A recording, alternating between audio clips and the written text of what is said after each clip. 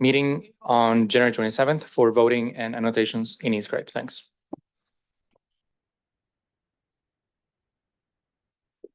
Okay, we'll resume our meeting from the other night. We're dealing with we started with step 9E, the capital. That's probably the only thing we'll do tonight. So we're going to go through this a page at a time.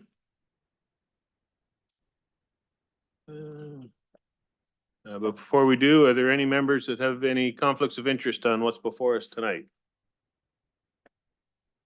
Seeing none. Do members wish to separate any projects from steps 9E1 to 9E25? Councillor Samwa. So I wanted to separate, I believe it's 9E.249. It's the demolition of the community halls. But I'm just double checking that number to make sure I have it correct. I thought I had it correct, but it's not looking right now. What was the step number? 9E what? 0.249. Okay, well, that's quite a bit later. We're just going a page at a time. So we're doing 9E1 through to 9E25 right now. Okay.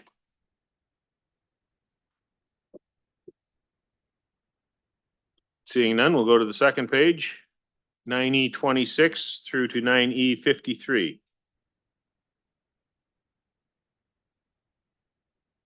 Councillor Carpenter? 242, I want to separate that. I want to have a discussion.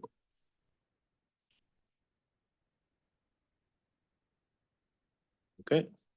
I don't see any others, so go ahead on 242 and maybe others will find theirs. Yeah, can I have just an explanation of what is the drop structure at Hickory Place? What does that mean?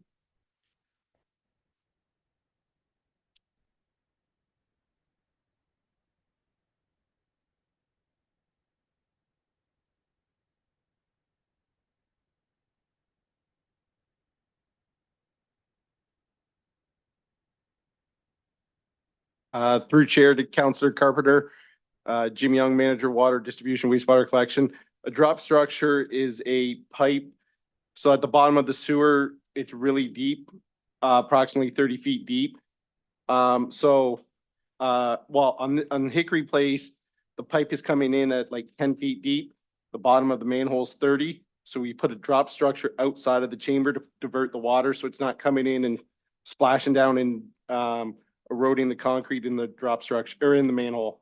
So it would act like a storm scepter kind of in a way too, would it not? No, the storm scepter would then collect all the oil, grit and all that. All this is doing is just diverting the water down a gradual slope into the manhole. Yeah, which would probably prevent backflow then, would it? Through chair to Councillor Carpenter, yes. Okay, thank you. That's all I need to know. Thank you. Okay, were there any other separations for page 2? 9E27 through to 9E53.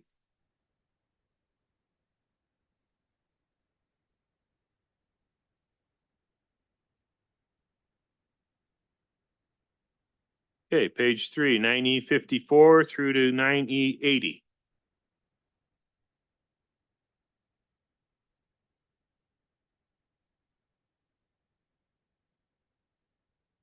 Okay, we'll move on to the next page. 9E81 through to 9E112. Councillor McCurry. Item 83, Mr. Chair, through you to stop. Golf road improvements. Golf road seems pretty nice to me. Could you tell us what we're doing? Doesn't look like we're doing a lot for 200,000.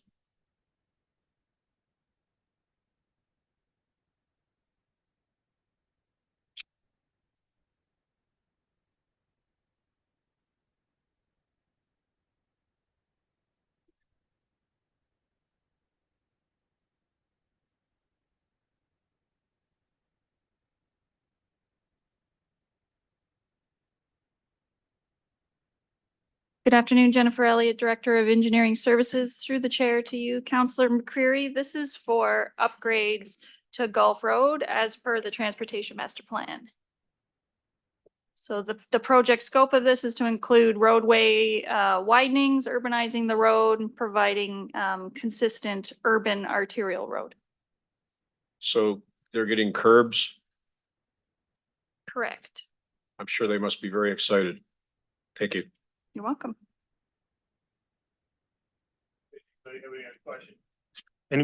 Anybody have any other questions on E83? Okay, further separations, Counselor Secoli. Yes, 9E84 Veteran Memorial Parkway, Mount Pleasant to Market Street South. Counselor Carpenter? Yes, number 299, reference page 299. 9082. Any others for this page? Okay, Counselor Carpenter, 299. Yeah, so this road work is this, it's budgeted for 300,000 this year, 605,000 in 2025, and then the 3.2 million. Sort of give an overview of the project.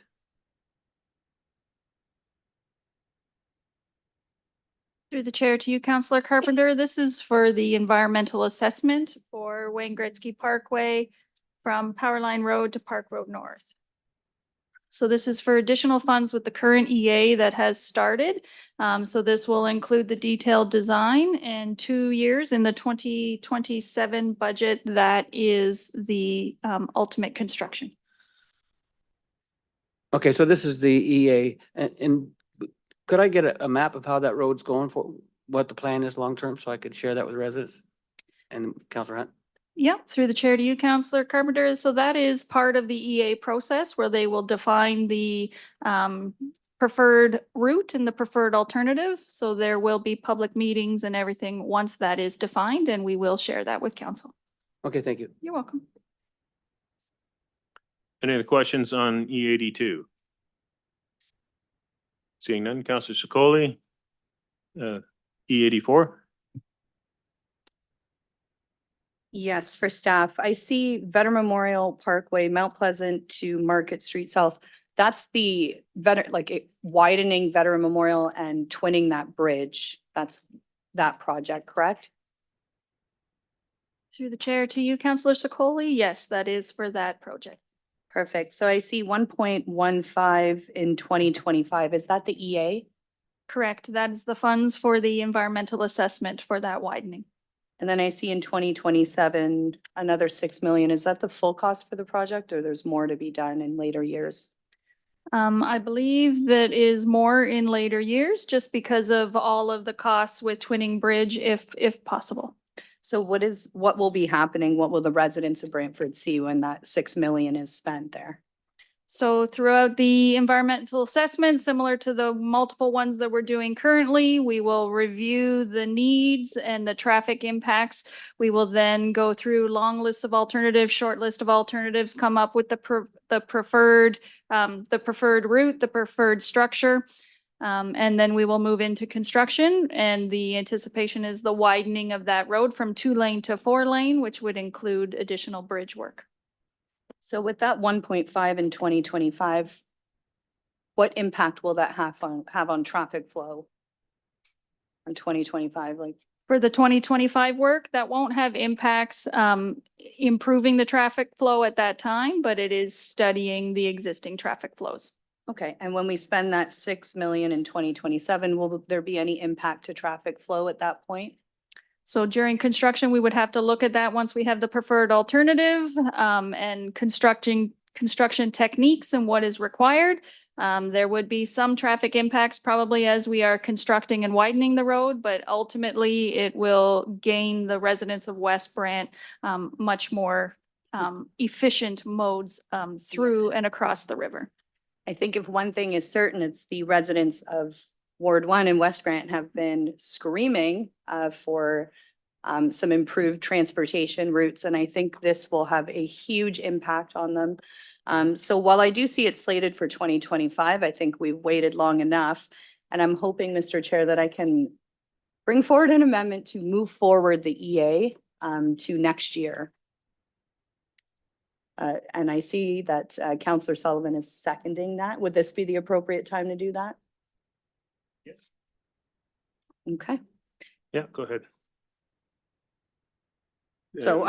Do you want to speak to the amendment, or are you good? Yeah, so I'm gonna suggest that we move the EA up to 2024, just so that we can get the ball rolling and show the residents of West Branch that we're listening to them and that we're moving forward on making this improvement.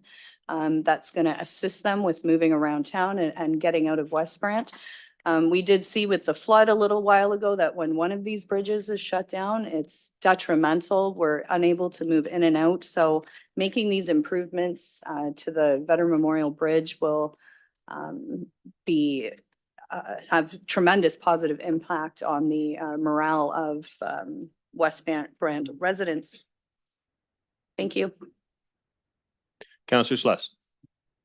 Yeah, speaking to the amendment, if I could through you, Mr. Chair, to Indy, or is it, that's going to reshuffle the deck somewhat. What would be impacted by doing this? Through the chair, so there's a couple things here. You may recall there's two EAs that have already been pushed up throughout 2023, which was the Gretzky one and the Powerline EAs. We've got Northwest Servicing EA. There's a Paris Road Water Main EA. And there's a few that are on the docket. Also, we have one on hold, which is Oak Park Road and Colburn Street West, which also impacts all of that. So basically, we've created this budget, timed this project specifically for the resources that we have. So as an EA comes down, this one will kick in. So there's a bit of, I guess there's going to be a bit of delay on those bigger EA servicing of the north that I just mentioned, because the staff we have, which is 2 for the 7 or 8 EAs we have, there's a lot of time put into PICs and getting the information out to the public in a right way. So you might see a few delays in the growth related EAs just so that we can get this one moving as well. Really, if it's put into the 24 budget, we probably just be getting the RFP out and getting consultant on board by Q3. This way, if it's in 25, we can start that work throughout 24 so that we're ready to go right when 25 starts. So you're buying maybe 6 months time by moving this up, but we do have, that would impact the other EAs that are ongoing and have been pushed up throughout this 2023 year. So you're talking about the development of the north of Powerline and then the industrial on the other side of the Northwest Industrial on the other side of the highway? That's right. That would be slowed down and impacted? That's right. And Okay. the big one is Powerline. It's an 8.5 kilometer long EA. That is a very, very large area for an EA. And that's going to take a lot of time to get the kind of the meandering of the road right. So it's a lot of resources in. We've got 2 resources taking care of that right now. Okay, thank you. Counselor Sullivan. Thank you, Mr. Chair.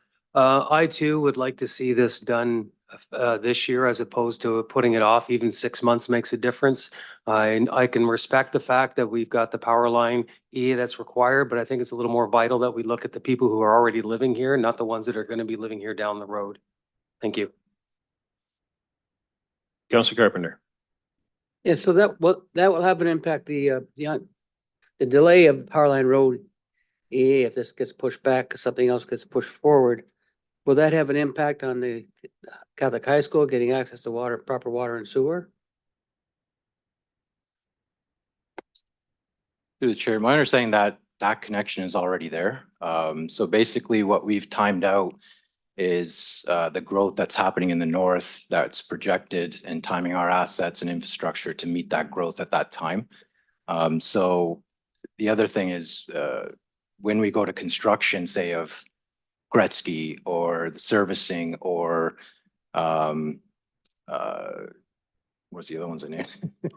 Servicing and those, you want to time your construction out around the whole city so that you're not limiting, you're not blocking off Gretzky and Powerline and VMP in the same year.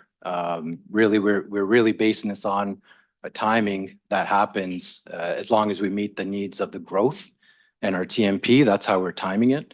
But it really, there could be a time where you have 2 major arterials under construction and we're trying to avoid that as well. And we got a program looking at getting access to the Northwest. I mean, we've been working on that process. When will that be coming forward with the options for for route expansion and access to southwest, I should say.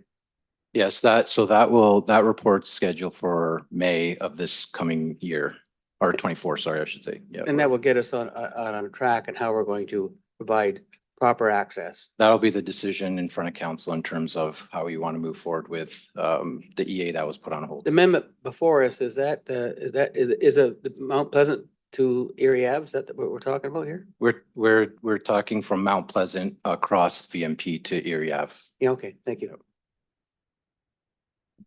Councilor McCreary. Chair, thank you, and through you to stop. So advancing this EA into 2024, it would follow on the heels of the Power Line Road EA, which is underway, correct?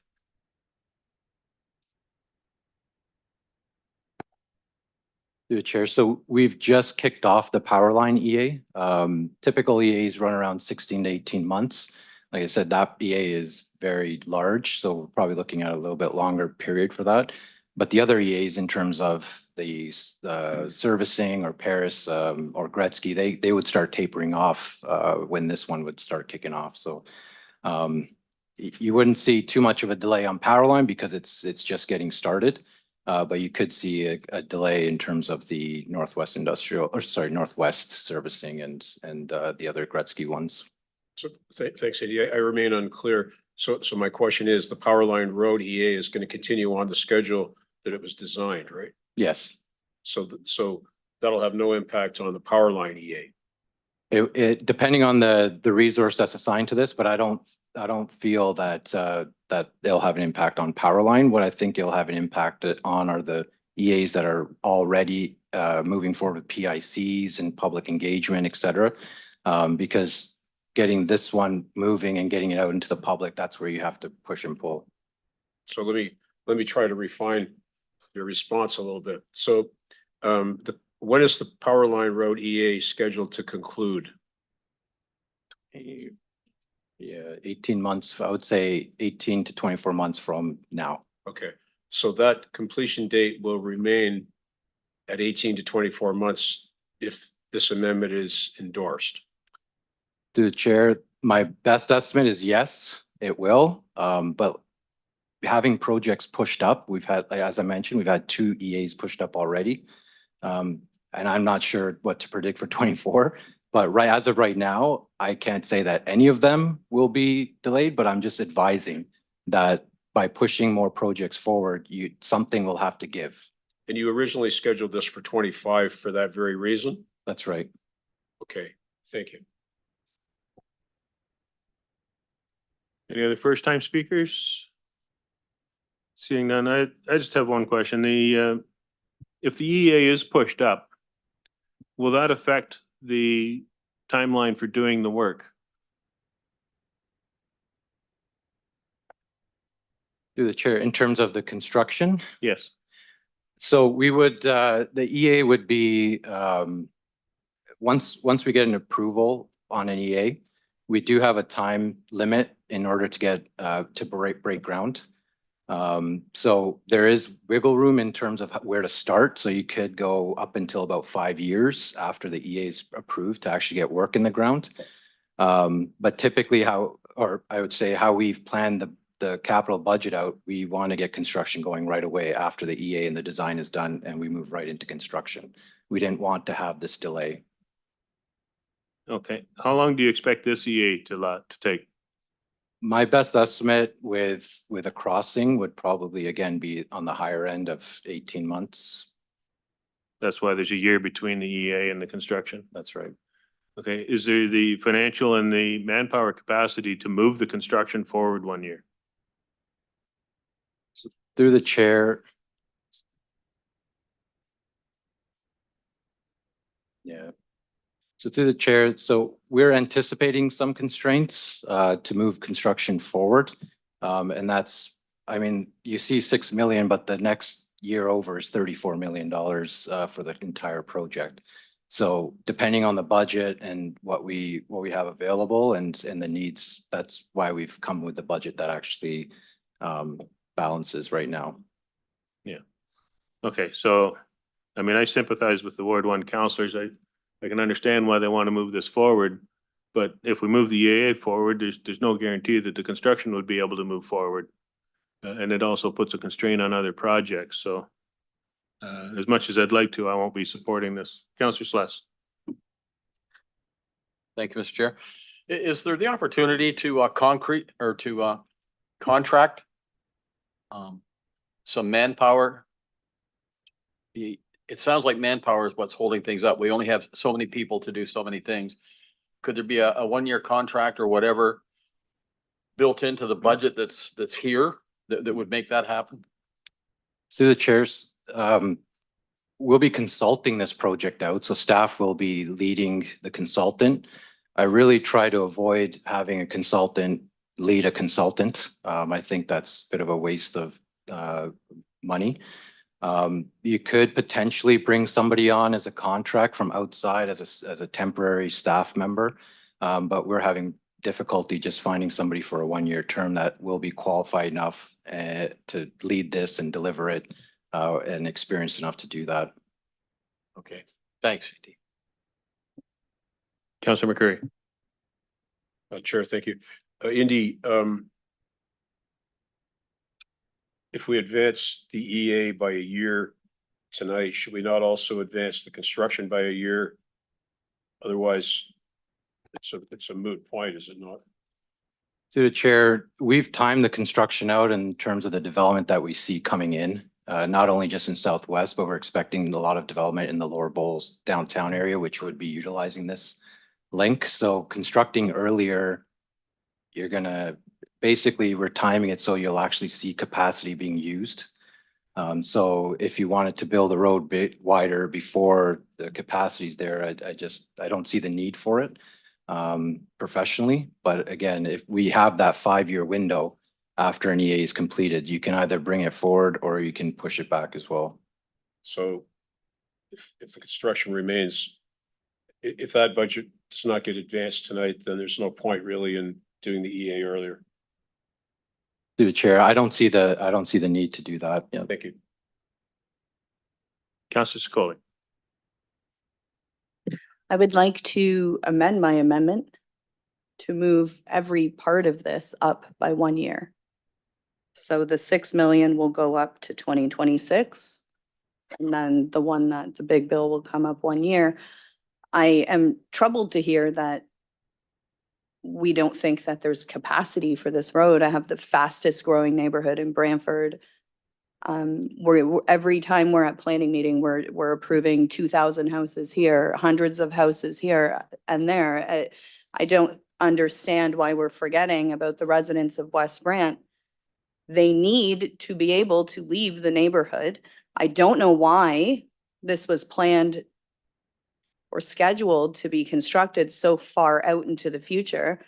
Any type of arterial road construction is, as we all know, well over a decade away. This is such a small thing that we can do for the people of West Brant to show them that we understand their traffic concerns. This EA we're not going to have multiple arterial roads under construction at the same time. The first question I asked was, is this going to impact the flow of traffic? And it's not. We already heard that. The $6 million bill, it's slated right now for 2027, is not going to impact the flow of traffic, either negatively or positively. I need this move forward. We need to start making some changes to the flow of traffic in West Brant. It is the #1 thing anybody has ever heard coming from West Brant. I don't see what the big deal is. Just moving this up a year will show them that we're listening, we care, and we understand your concerns and your needs out here. And it's just a footing for us. If we're going to keep developing in West Brant at the rate that we are, we need to do something. And here we are worrying about power line roads. We haven't even come close to breaking ground there yet. And I've got 10,000 people who can't get out of West Brant in the mornings. This is something so small that we can be doing. And I'm really asking everyone for your support moving this forward today. Thank you. And that's seconded by Counselor Sullivan. Counselor Sullivan, you have the floor. Thank you, Mr. Chair. How many houses do we expect to be built in West Branton in the next 12 months? Just to give a year idea. Mr. Chair, I don't think, if I can through you, Commissioner Hans would not, that would be a planning question, and we do not have planning staff here at the moment. So I don't know what the answer to that is, and nor would Mr. Hans. The gist of my questioning is you have an average of 3 to 4 cars per house in West Branch that are going to be adding to that bridge just in 1 year. Not to mention a meeting we have on the 23rd for potential more traffic for that so-called bridge, which would be another venture, which would be putting more pressure on that road. This is not something that can wait, and I'm fully with Councillor Secoli on this, and I hope you guys all support us on this amendment. Before we go to third time speakers, Joel, is it your understanding that with this amendment, I think it was said there was 34 million for 28 would move up to 27? Is there capacity for that? How is that going to be funded? Through development charges or through debenture?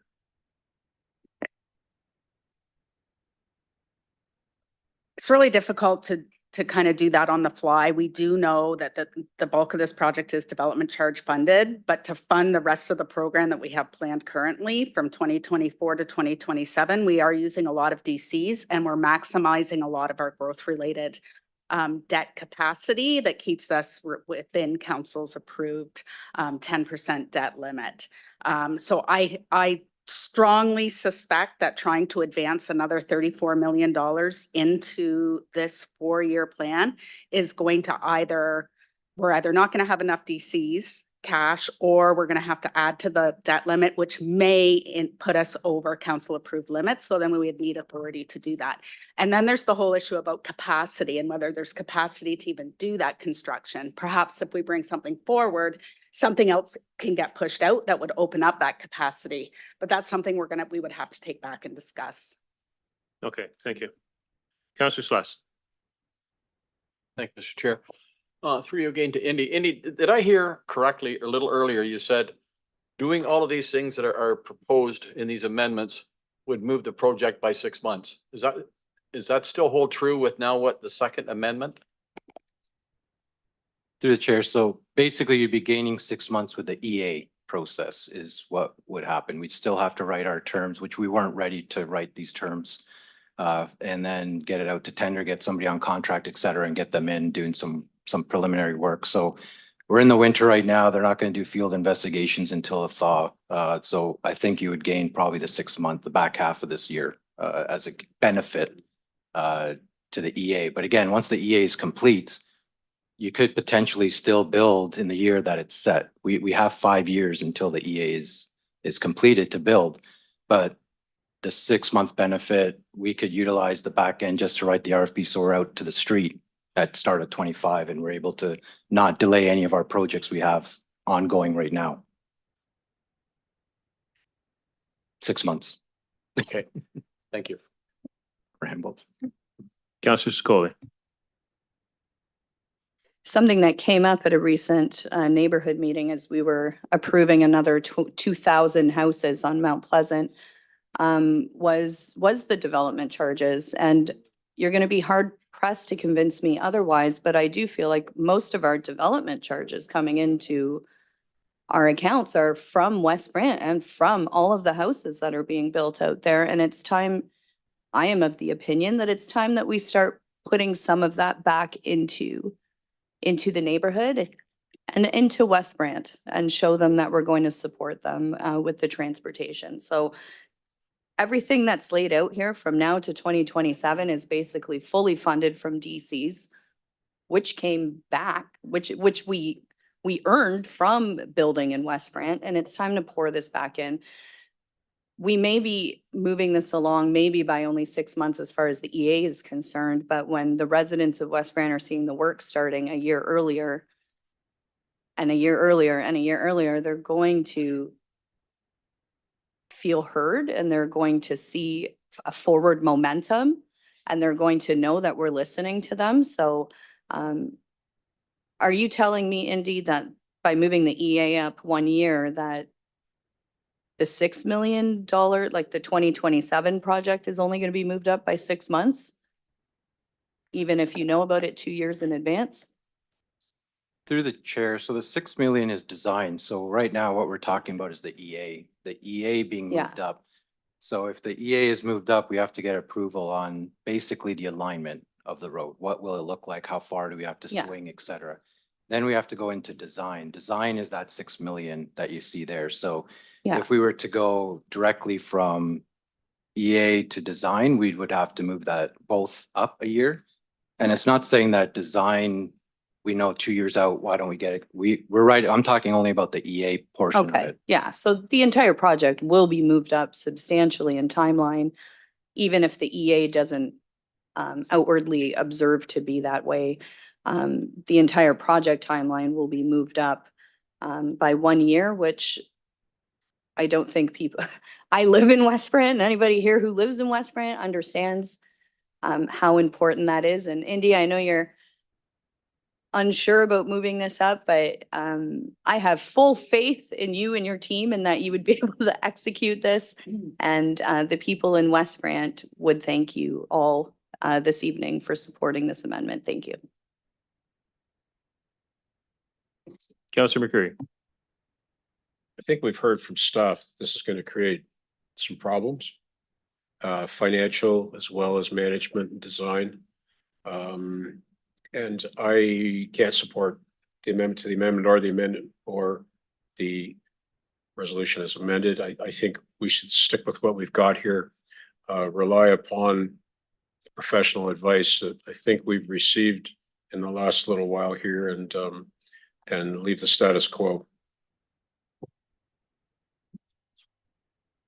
Yeah, the idea that there's all kinds of money and development charges, I think is false.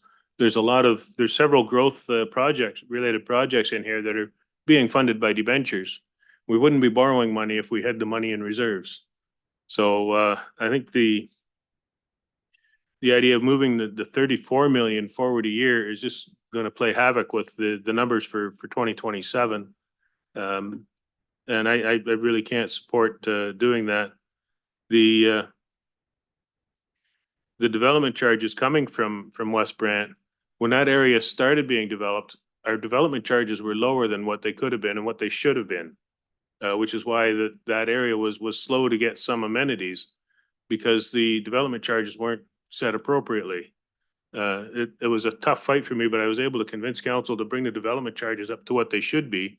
So going forward, growth will pay for growth. Unfortunately, except for the areas where the province changed the rules.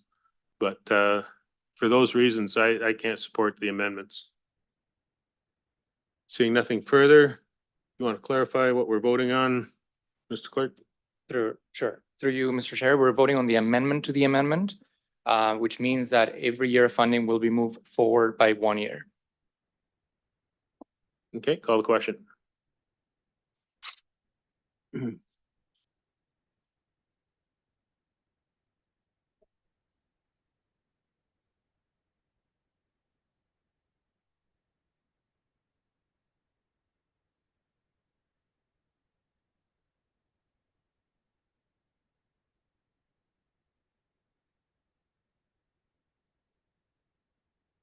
Is everybody in the January 27th meeting?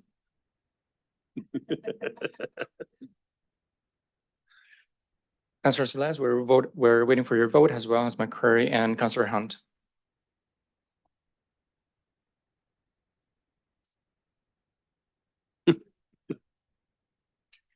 Councillor Hunt, can I please have your vote?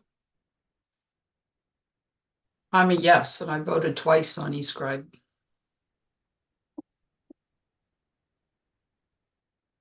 My apologies. The amendment carries on a recorded vote of 7-3. Those voting in favor, Councillor Samuel, Councillor Hunt, Carpenter, Caputo, Sullivan, Segoli, Mayor Davis. Those voting against, Councillor McCreary, Martin, Celeste. Okay, any comments on the motion as amended? Seeing none, we'll call, Councillor McCreary. Did the amendment in effect strike out the First Amendment? No, it added to it to such that everything involved with that project moves forward 1 year. So the answer to my question then is yes. Thank you. No. The answer is no, because the EA is moving forward a year still, along with the construction. So we're concluded with amendments then, is that what? Moving everything forward 1 year is still an amendment on the floor. Okay, The second amendment was to add the construction, moving that forward as well as the EA. Clear as mud? Yes, I thought I amended the amendment, and that's what we voted on. but it was from. That wasn't asked for. Okay, so the amendment on the floor now is to move the EA and the construction forward 1 year, which will put a real strain on 2027. Okay, call the question.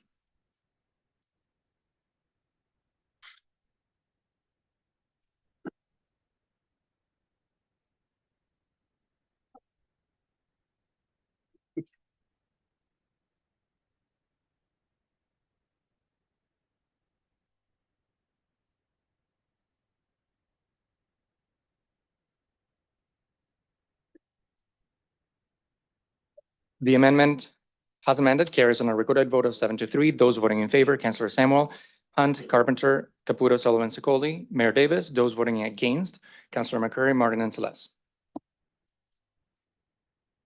Okay. Anything else on this page? E85 through to E112.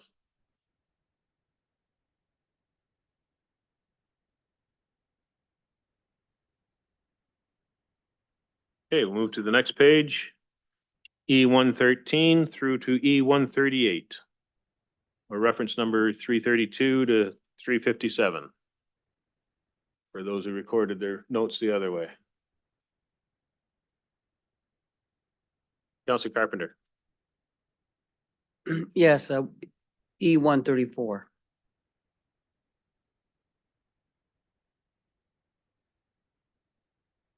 Any other separations? Councilor Carpenter, go ahead. So this is an upgrade to the Conklin Road water main.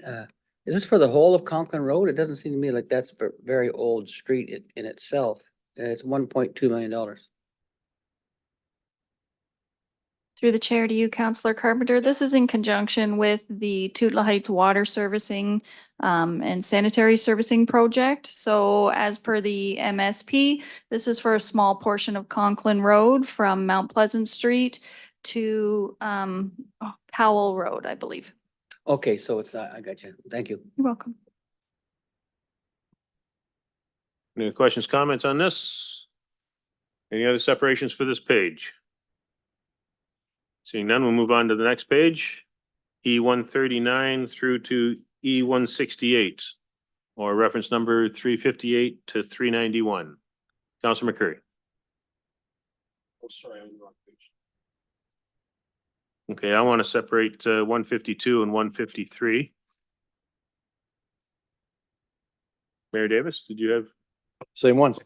Okay, go ahead. Yeah, question through you, Chair, to staff. This is in respect to those two items, but also a number of items that are related to, I believe, and in the same year, 2026. So we see a tremendous capital and structure investment being built in 2026, much of it centered around the boundary lands. Just wondering if staff can give us an overview. I know we've received various master plans and whatnot, but I'd like to understand in 2026, what exactly, because what we have here are a number of individual projects that the sum of which is servicing the boundary lands. I wonder if staff can just give us an overview of like high level in terms of what's happening in the boundary lands, what's going to be built in 2026 and where, and what will it allow the builders to do.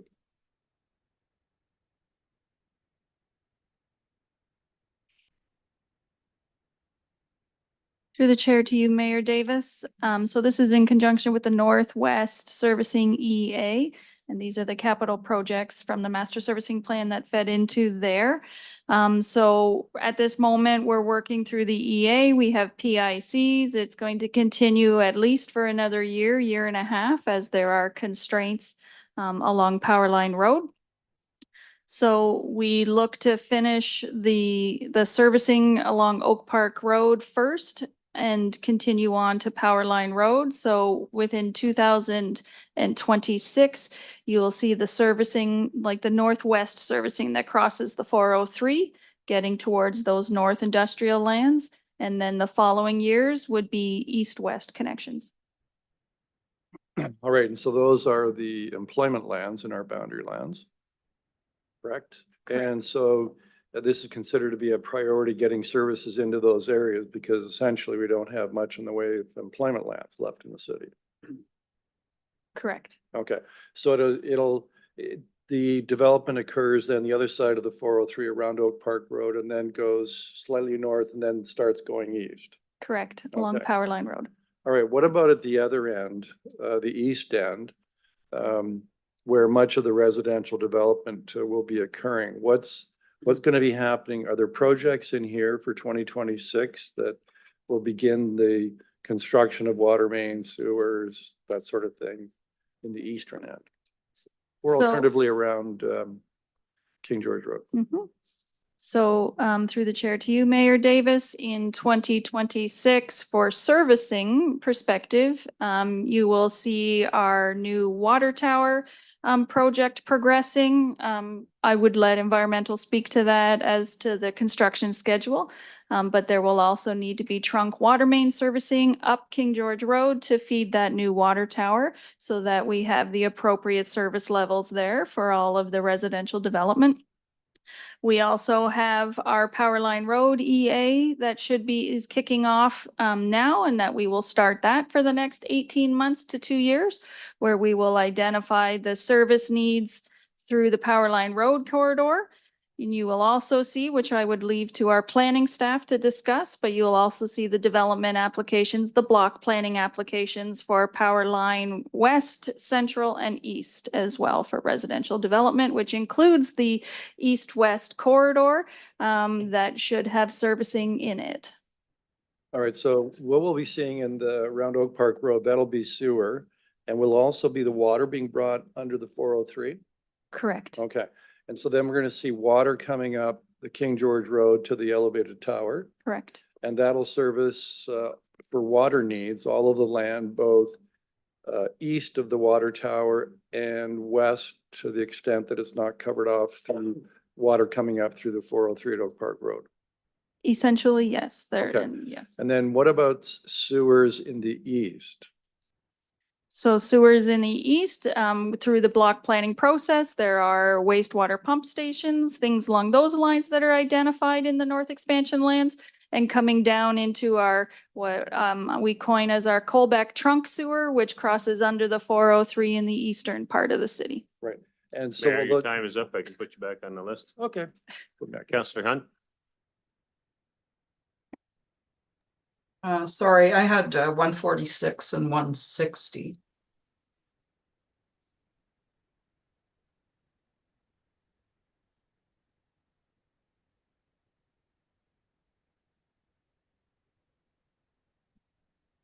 Okay, before I go back to the mayor for his second, I just had a question on 371 and 372, the northwest trunk water main expansion and the Powerline Road trunk water main. These both seem like growth projects, but they're being funded with debentures. Will the debenture payments be from development charges?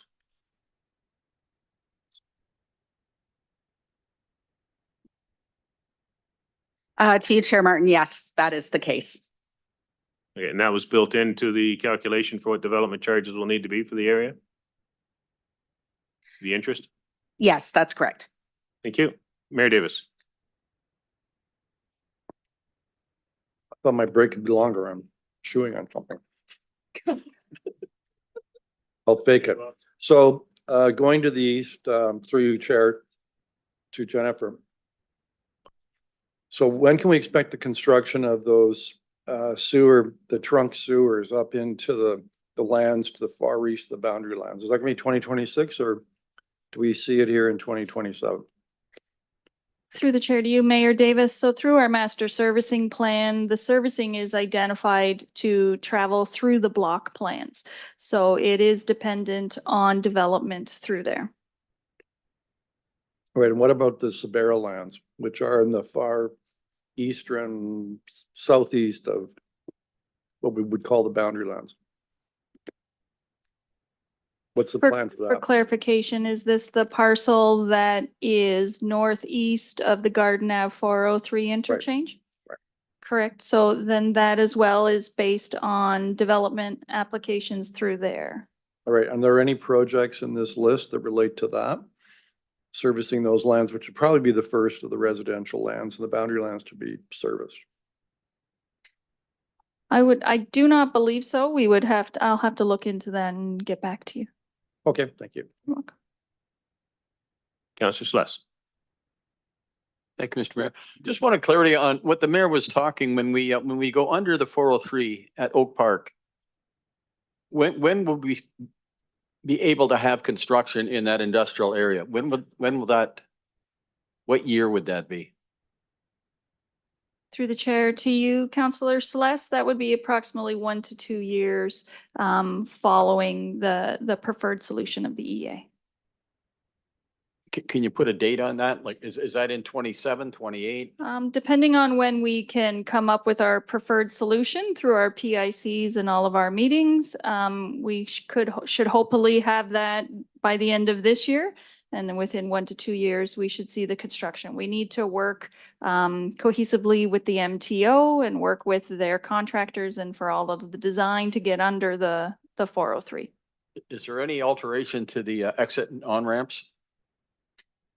At this time, no. However, within the EA, we are doing a traffic impact study that we are sharing with the MTO, and then they will identify for us if further upgrades are required for that interchange. So I think what I heard there could be construction going on in 26. Correct. Thank you. You're welcome. Any further questions on E 152 or 153? Seeing none. E 144, Councillor Hunt. Sorry, it was E 146.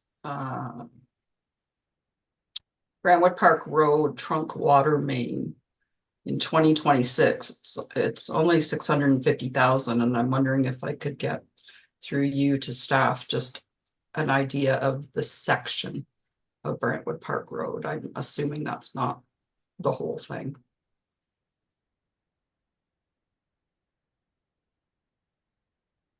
Through the chair to you, Councillor Hunt. So that is a developer-driven project. So it is just identified through our master servicing plan with a placeholder for those developments. And I believe it is north of Powerline Road. Okay, so So it's on, so it's identified through the master servicing plan. Ooh, I'm on the wrong one. I'm on Linden Road. Brentwood Park Road, sorry. So it is, you are correct. So it's from Brentwood Park Road, from Powerline to the east-west collector. So that is up in the Powerline East block plan. okay, so yeah, that's okay. So not existing. Okay, thanks for that. You're welcome. Any other questions on this item? Mayor Davis.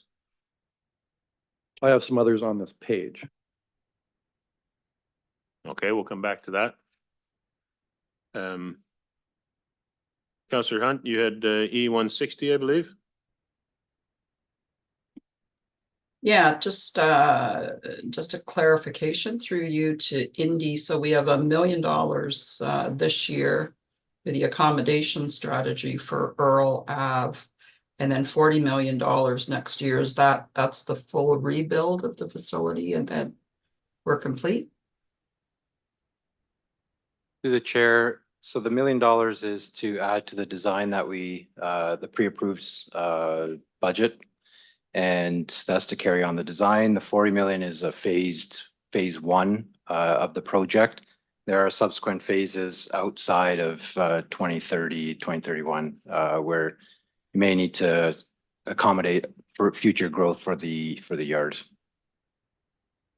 Okay, but the 40 million in 2025 is gonna significantly upgrade the facility so that from an accommodation strategy perspective, we're able to work out of it.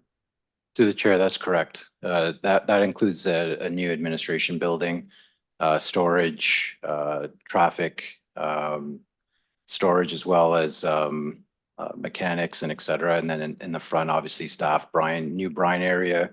So it's a bit of a phase one just to get kind of what we need in the short term, and then we'll reassess in the long term. Good, okay, thanks. Any other questions?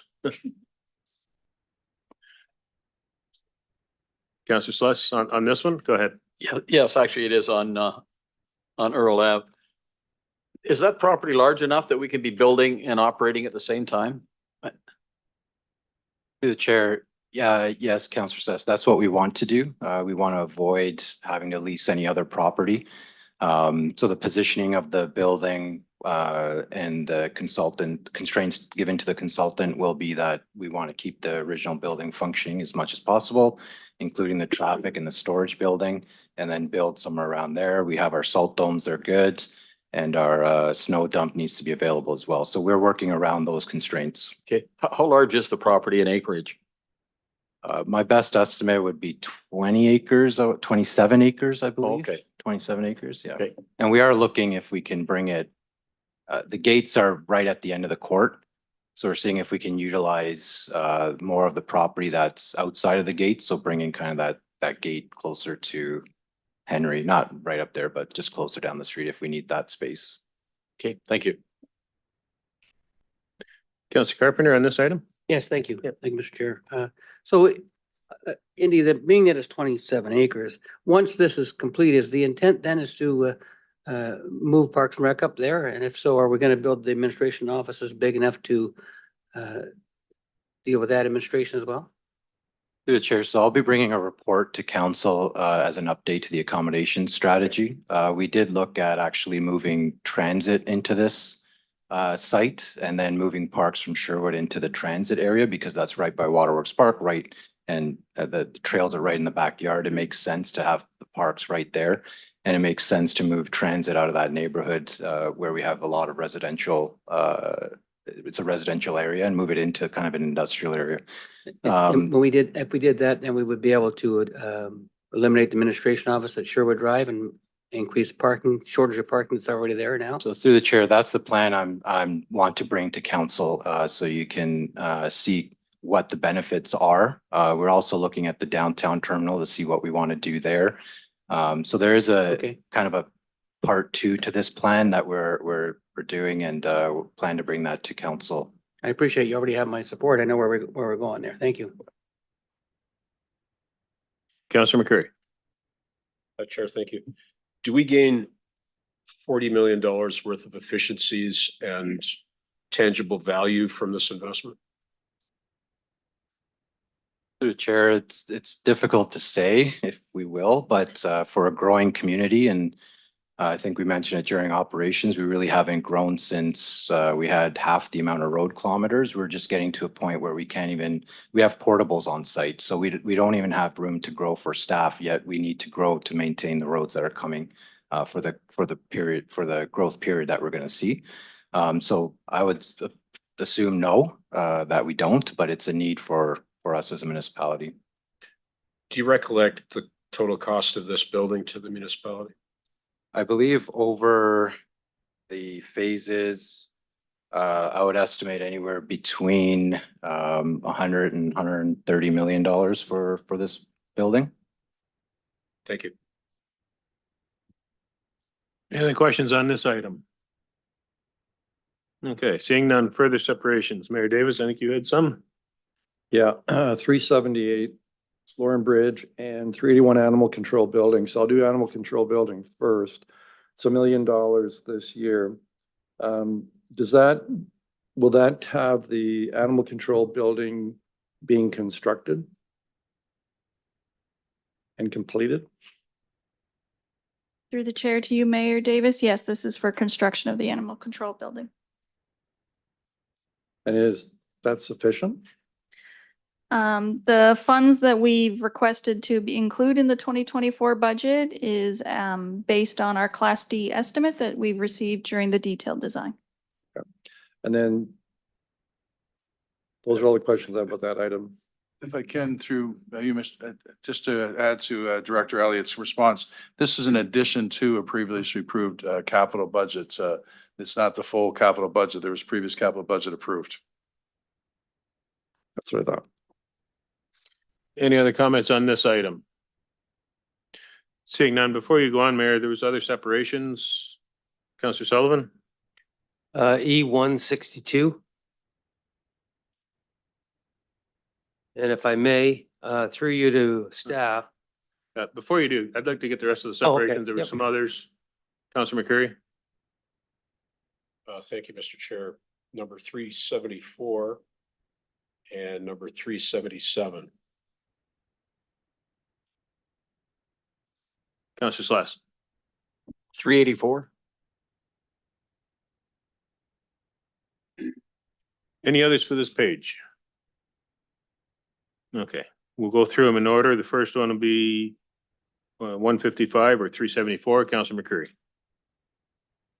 Thank you. This is the Murray Street Bridge in the lovely Fifth Ward.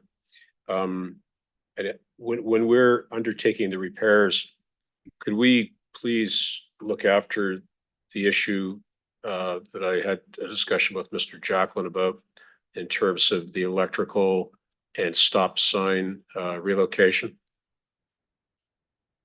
That is all. Thank you. Through the chair to you, Councillor McCreary, yes, we will look into that. And we're timing it with the Mohawk Lake District area. Any other questions on this item? Okay, Councillor McCurry, 158. 158, yes, thank you. In the same neighborhood, there is a walkway which is located across the canal. Can't recall if it had a name. It's at the terminus of Drummond Street, and it's been closed to pedestrian traffic for these many years. I gotta hope that figures in our plans, does it? Through the chair, that walkway or bridge remains closed right now. What we'd like to know is what's happening in that district to see if there's a need to maintain that bridge, open it up as a walkway. So based on the plan, we've been in discussions with planning on that, like at the timing of it. So if that bridge is not needed, we'll remove it. But if it is needed, then we'll do the rehabilitation that's required on it right now. When do you anticipate? I'll have to get back to you on that. Okay, thank you.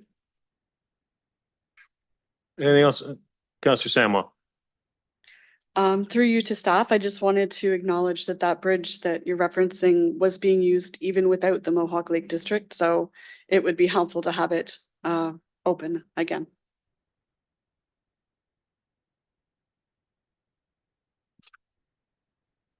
Councillor Carpenter? Thank you, Mr. Chairman. So I would suggest that when we look at that bridge, whether we need it or not, it would be part of the design for the Mohawk Greenwich District that we talked about. And, you know, we talked about a promenade along there. We've had some pretty good designs for what that rebirth of that Eagle Place would look like. And certainly access to the rest of Eagle Place across the canal will come part of that. So I would suggest that we look at replacing all that as part of that design for the whole promenade area. Is that the intent? Through the chair, that's why we haven't removed it, because if that is, my understanding is that it's a great idea. That's how the whole community should be planned, but I'm not a planner. So it's better that we just have it there, close it off because it does need repairs. And then once we have this plan in place, we will put the capital plan in place to have it repaired. And even when you talk about the intersection improvements that was referenced in the previous one, that's going to be part of that whole plan as well. Yep. Okay. That's a Yeah, prelude to it. Thank you. Any others on this item? Seeing none. Mayor Davis, 159, Lauren Bridge Rehabilitation. Thank you, Chair. So I guess this goes to Jennifer. So the $250,000 this year, is that the design work?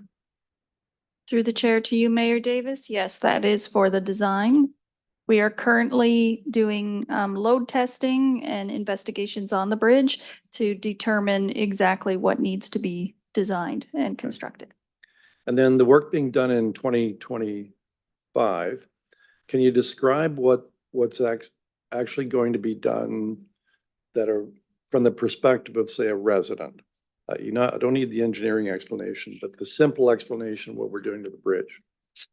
Well, I mean, we don't know as of yet exactly what needs to be done to the bridge, but we are hoping like that through the investigations, we will identify what needs to be done to lift or remove the load restrictions that are on that bridge currently through the winter months.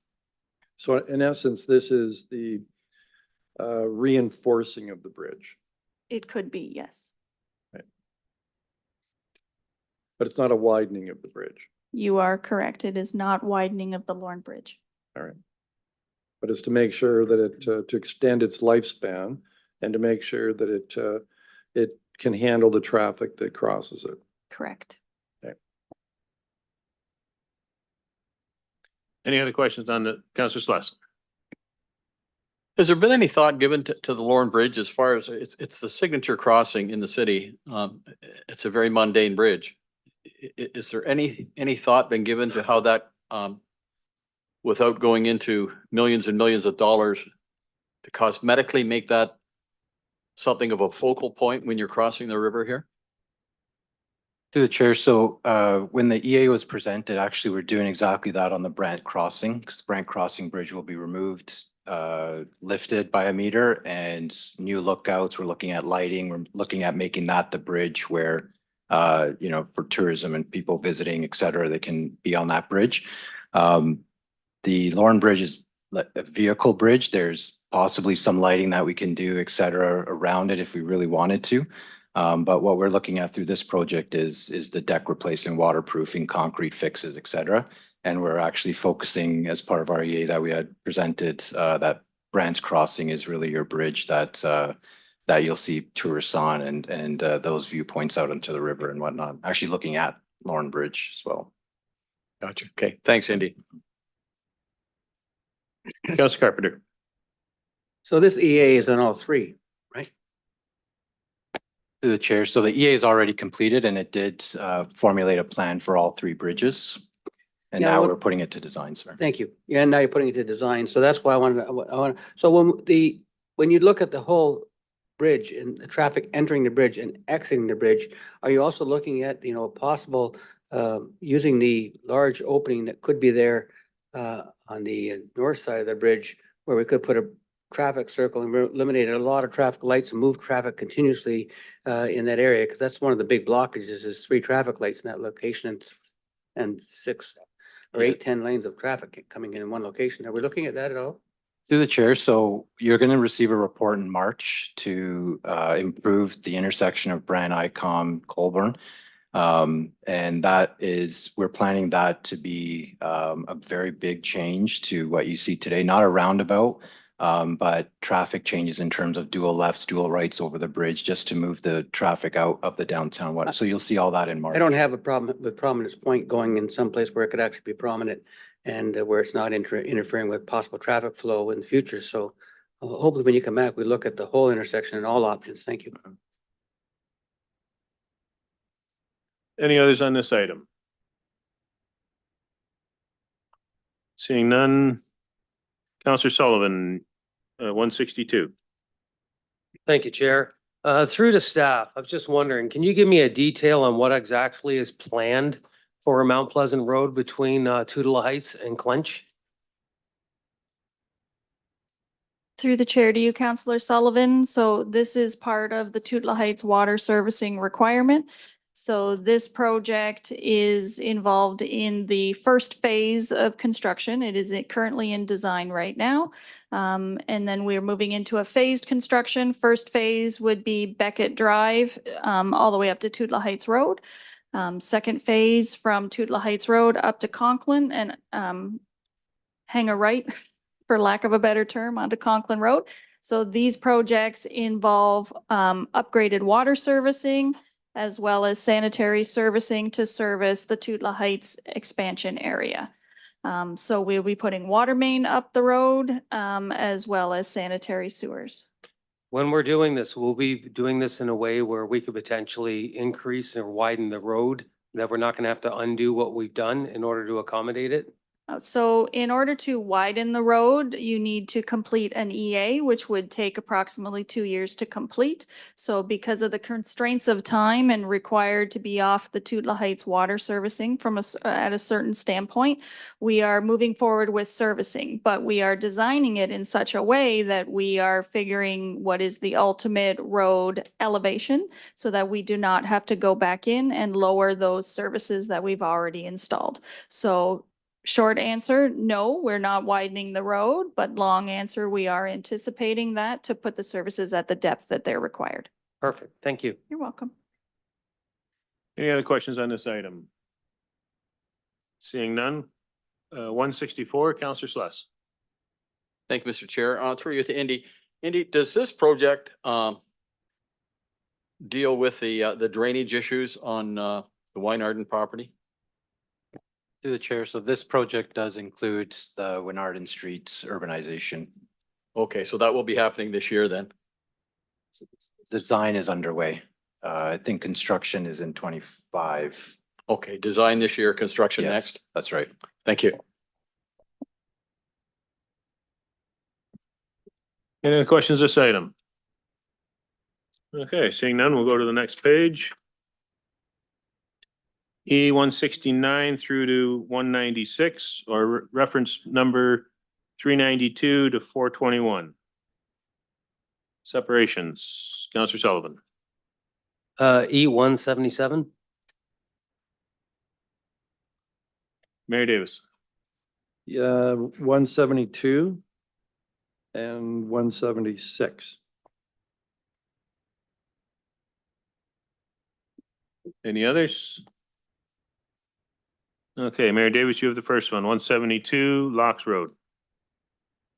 Thanks. So do I understand to engineering staff, this is a resurfacing only?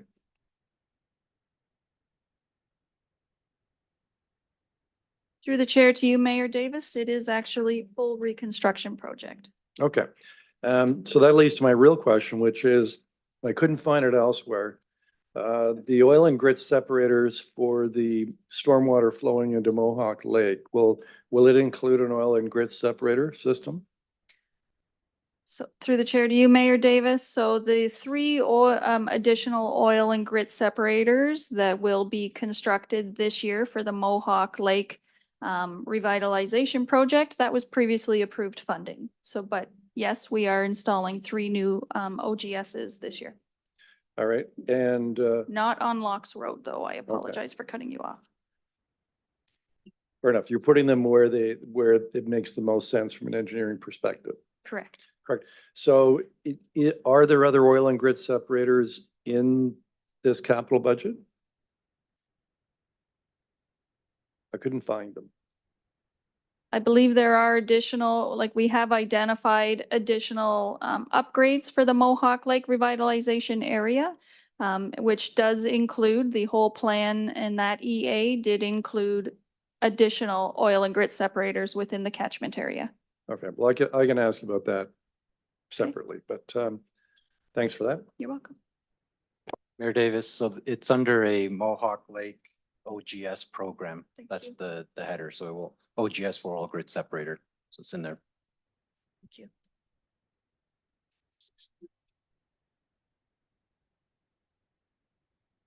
Counselor Hunt, did you have a separation? Or did you want to speak to this item? No, I did 188, so you're not there yet. 188? Yes, thank you. Sorry, I missed you earlier. Councilor Carpenter. When this gets done, will we put the full sidewalks in? Because we have sidewalks that go to nowhere right now, or will they be complete all the way along? Through the Lock- chair lock to you, road. Councillor Carpenter, on the Locks Road Yes. project, we will be looking at the entire roadway, and if there are extensions, we will work towards sidewalk petition and such to put those extensions in. And we have development happening up there as well, right? So we'll. Correct. Then we can tie that in with the same thing. Oh, thank you. Anything further on Locks Road? Seeing none, Mayor Davis, you have the next one, downtown infrastructure revitalization. Yeah, this is just pretty simple. Are we certain we're going to see construction starting in 2025? And where would it likely start? Through the chair to you, Mayor Davis. So we have retained a consultant to begin the design of the downtown revitalization, the downtown core. So they will be moving in immediately into the detailed design. And we anticipate construction to begin in 2025. And we just need to work through that detailed design to find the priority areas, right? As we need to design our sewers to flow with gravity. So we will shortly identify where we start. We don't need the consent of CN to any of that. You are correct. We do not require CN for this portion of the project. Oh, good. It might start on time then. Any other comments on the downtown infrastructure revitalization? Councilor Sullivan, you have the Colburn Street sound barrier. Thank you, Chair. Like Mayor Davis in the last one, simple question. Are we actually going to get going on this project? It's the second year in a row we've brought it before us. I get numerous calls and inquiries constantly on when the construction is going to be started, and people were told last September and it's still not happening. Through the chair to you, Councillor Sullivan. Yes, this is additional funds. Costs of sound walls have greatly increased. So we did require the additional funds to get forward on the phasing of the sound wall. Thank you. You're welcome. Any other questions, comments on the sound wall? Okay, Councilor Hunt, 188, Dunstan Creek Crossing rehabilitation. Yeah, so thank you. And through you to staff, I'm reading what it is, and I'm assuming this is not the crossing from Beaver Crescent to JC Park. So I'm wondering exactly where on Dunstan Creek this rehabilitation is. Through the chair to you, Councillor Hunt. So this was based out of our annual OSIM inspections. So the Dunstan Creek crossing is in the vicinity of Wayne Gretzky Parkway and Dunstan Street. So in and around the Enbridge gas utilization area. Okay, got you. Thanks. You're welcome. Any other questions, comments on Dunstan Creek Crossing? Okay, that finishes that page. We'll move on to the next page. E197 through to E232, or reference number 422 to 457. I want to separate to 203, E203, and other separations.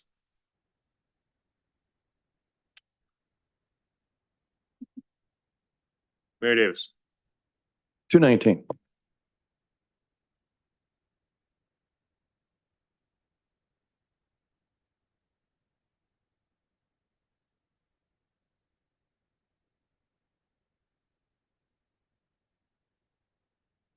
Councilor Hunt.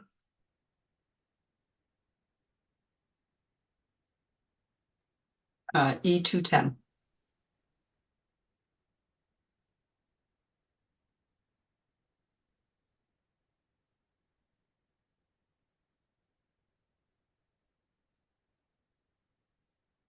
Okay. The first one's the one I asked for, fleet replacement golf. Will this be coming from the golf reserve?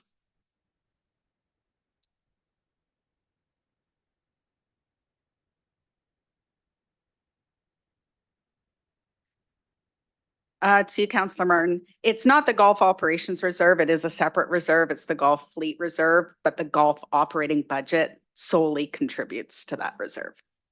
Okay, thank you. Any other questions on this one? Seeing none, Councillor Hunt. 210. And through you to staff, so I'm looking at 2.9 in 2025 and 2.3 in 2026. Can I get an explanation of how many buses we're getting, or are these strictly replacements? So are we getting any extra vehicles or just replacing? Good evening, Shane Pepper, Fleet Manager. Through the chair to you, Councillor, these are for the paratransit, these are replacement buses, not expansion. If you bear with me 1 sec, I can tell you the numbers.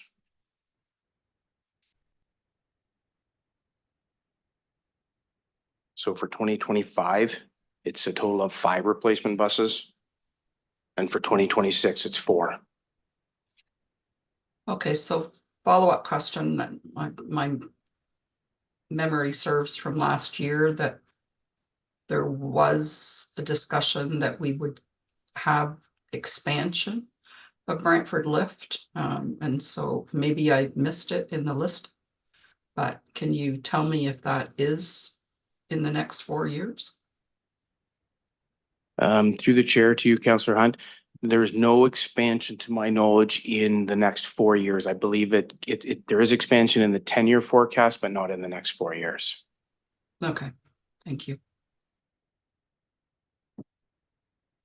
Councillor McCurry. Chair, thank you. There was a time when we were buying a bus a year. Are we not doing that anymore? Through the chair to you, Councillor McCurry, no, we're not buying a bus a year, not in the years recently past. We're buying them based on replacement schedules as needed. Okay, how many buses do we have on the road on an average day? For paratransit, for Yes. specialized, I'd have to defer that to transit operations. Here he comes. Should be an introduction theme song, maybe.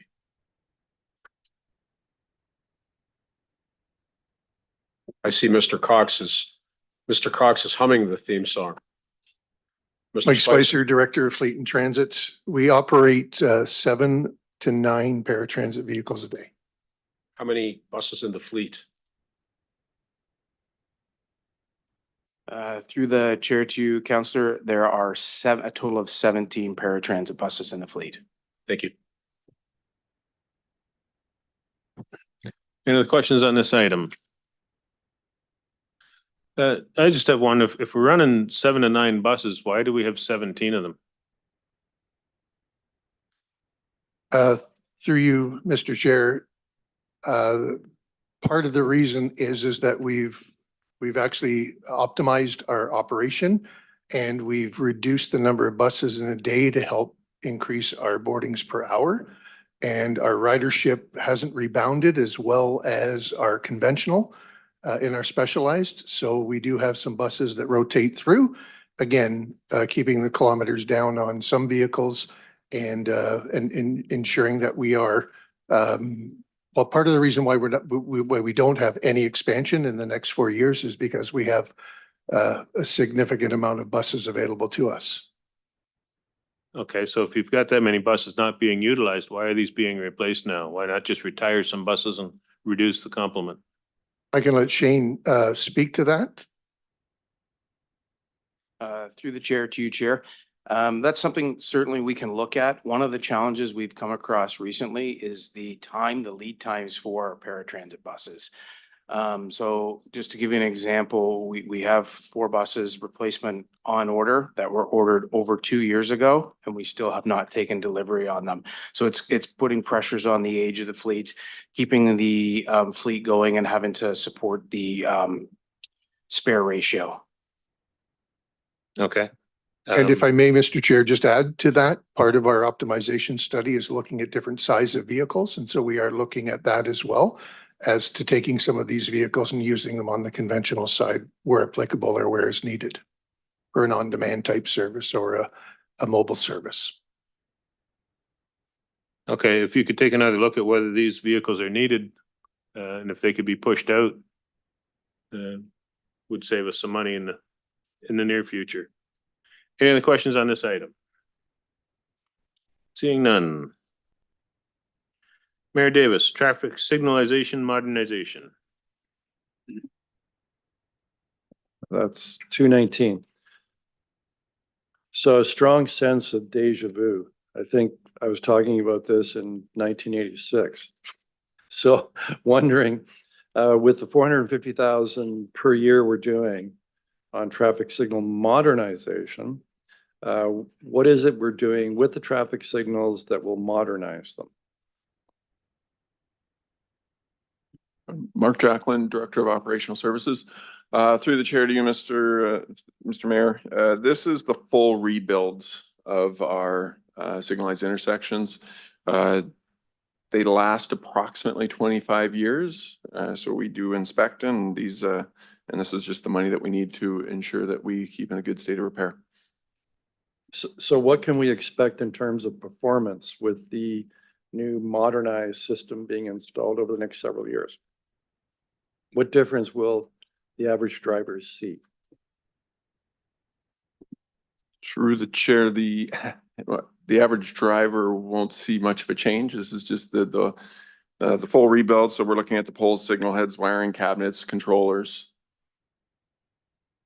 And is the software in any way being changed or updated so that it's more finely tuned to traffic patterns?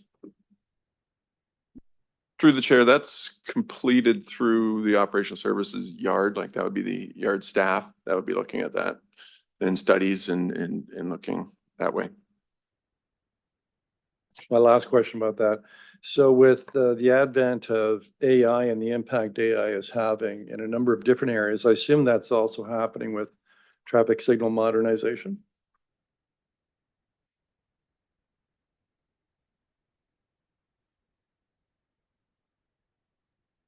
Through the chair, not specifically through the actual signals themselves, but the road network itself, maybe.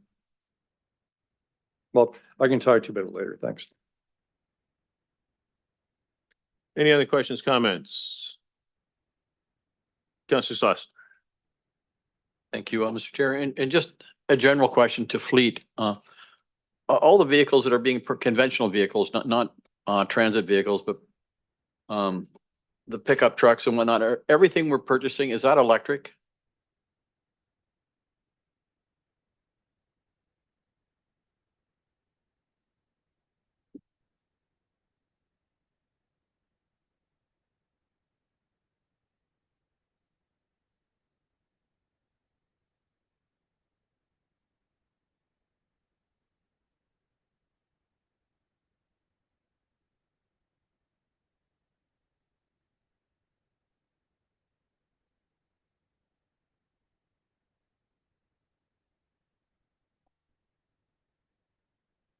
Through the chair to you, Counselor Sloss, sorry.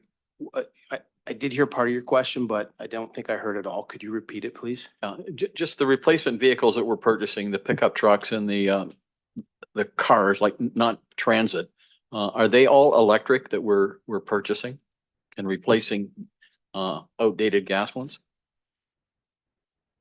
So not all will be electric. We are planning to replace electric wherever feasibly possible. So wherever costs and budgets allow us to, and where the vehicle types and models are available, and that can work or meet with the department job classifications or needs. Okay, but we're working towards electrifying the fleet as we move forward, as things progress? That is correct, of course. Over the next, just for example, over the next 4 years, we are targeting to replace 8 light duty vehicles with electric. Thank you. Back on the traffic signal modernization, when those traffic signals are modernized, will the pedestrian signals get the countdown timers like some of the intersections have? Through the chair, yes, if they don't have them, they will be added at that point. Great, thank you. Okay, that finishes off this page. Do we have any separations for E 233 to 263? Reference numbers 458 to 489. Councilor McCurry. 468 and 471.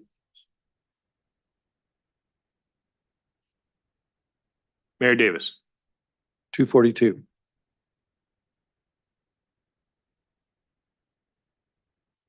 Councilor Samwell. Just confirming that you have my 249 from earlier, which is also page 474.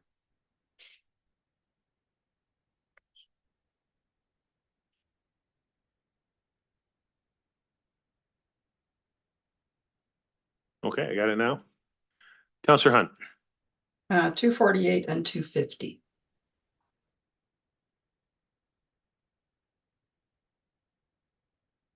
Councilor Sullivan.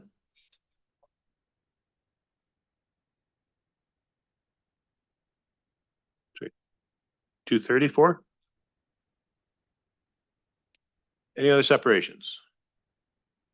Councilor Sullivan, you have the first one, 234 Southwest Community Center. Thank you, Chair. Just to staff, the phase 3, obviously, we're going to be getting a little more in depth into the actual park. What is that going to look like through the course of the year?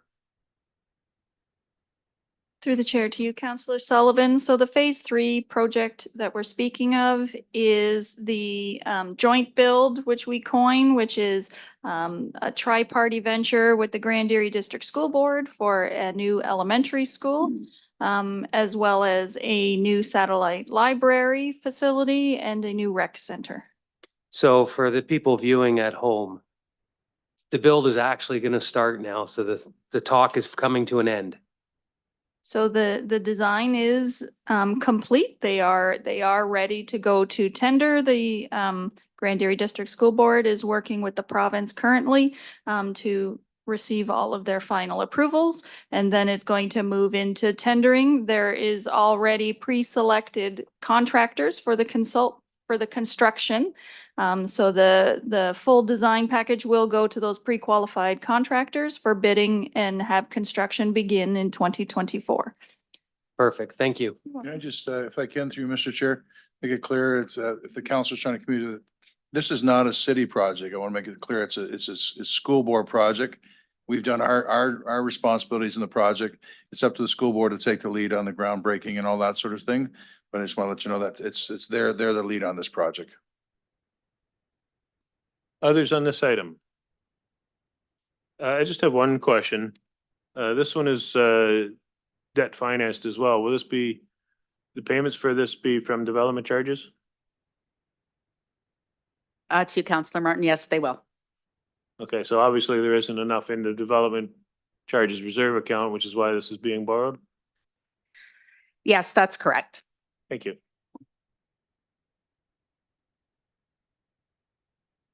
Mayor Davis, 420, 242. 242. Branch Crossing Pedestrian Bridge. Yes, thank you. So is this an add-on to what we previously had allocated for the bridge? Through the chair to you, Mayor Davis. Yes, this is. Okay. And so what we're going to see this year is a new bridge. We will be finishing the detailed construction this year and move into tender. Yes. Okay. So we won't necessarily see construction start this year, but hopefully a contract entered into. Correct. We would release the tender for bids and we would award the project. In which to award the project, we need the full funding. Right. And so this will be a bridge that will be higher and less susceptible to damage from ice jam floods. Correct. It will be raised and will be completely rehabilitated. We will also be utilizing a portion of the existing bridge from a heritage perspective and placing it within close proximity of the bridge. Right. And it'll be better designed for pedestrians and bicyclists. Correct. We will be including lookouts as well to enjoy the Grand River, as well as looking at the Ford View lookout and decommissioning and removing that. And so what will the bridge have sort of the same architectural theme of the current bridge, or will it look slightly different? No, as per the Three Bridges EA, where this bridge was identified, yes, we would be maintaining the same feel for that bridge. Okay, all right, thank you. You're welcome. Any others on this item? Seeing none, Councilor McCurry. 468 City Hall Building and Tower Facade. Chair, thank you very much. So this is largely exterior work to continue to look after this building that we're in. Through the chair to you, Councilor McCreary. Yes, it is. It's repairs to, based on a previous condition assessment for this building. And so it is outside work. So it would be facade repairs, the brick and the stone, entrance stairs, and we're going to prioritize safety concerns. When you say entrance stairs, would that include the rusty old set of stairs at the east end? Correct. Thank you. With respect to our purchase of this building from the federal government, we bought as is, where is, right? I do not know that. I would have to ask parties that partook in that purchase. Thank you. And I hope we won't see an amendment to this item like we did about 25 William Street. Thank you. Anybody else on this item? Okay. I had a question on 244 Brandland Community Center, net zero. Will this 300,000 bring this facility to net zero? Or is this just a study to see how to do it? Through the chair, this project is at the city's component of a school board project to bring the facility into net zero. So this is not the entire cost of the project. It's the city's contribution as per the formula and the agreement for the building. But is this for design or is this for the actual work? I believe this is for the actual work. Okay, good. Okay, 246, Councilor McCurry, Wayne Gretzky Sports Complex. Chair, thank you. Mr. Cox, this is a sum of money to screen the HVAC unit on the top of the building? Yes, that's correct. And it's because we're in violation of our own bylaw? Yes, that's correct. So would a bylaw amendment exemption relieve us of having to spend 285? We don't have the bylaw folks in the room to comment on that, but that would seem to be an option. So, Mr. Chair, I'd like to move an amendment to this. Go ahead. That we strike this project and engage Mr. Bradley's people to provide us with a bylaw amendment that relieves us of responsibility for meeting our own bylaw in a building that we own. Do we have a seconder? Councilor Sokoli. Questions, comments on this amendment? Seeing none, we'll call the question.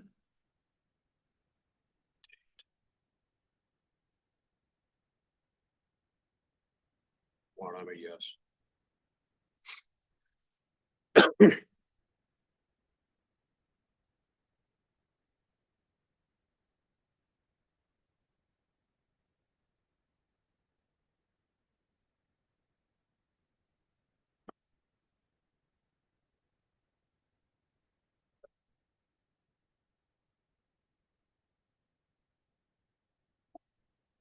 Councilor Hunt, if I can please have your vote.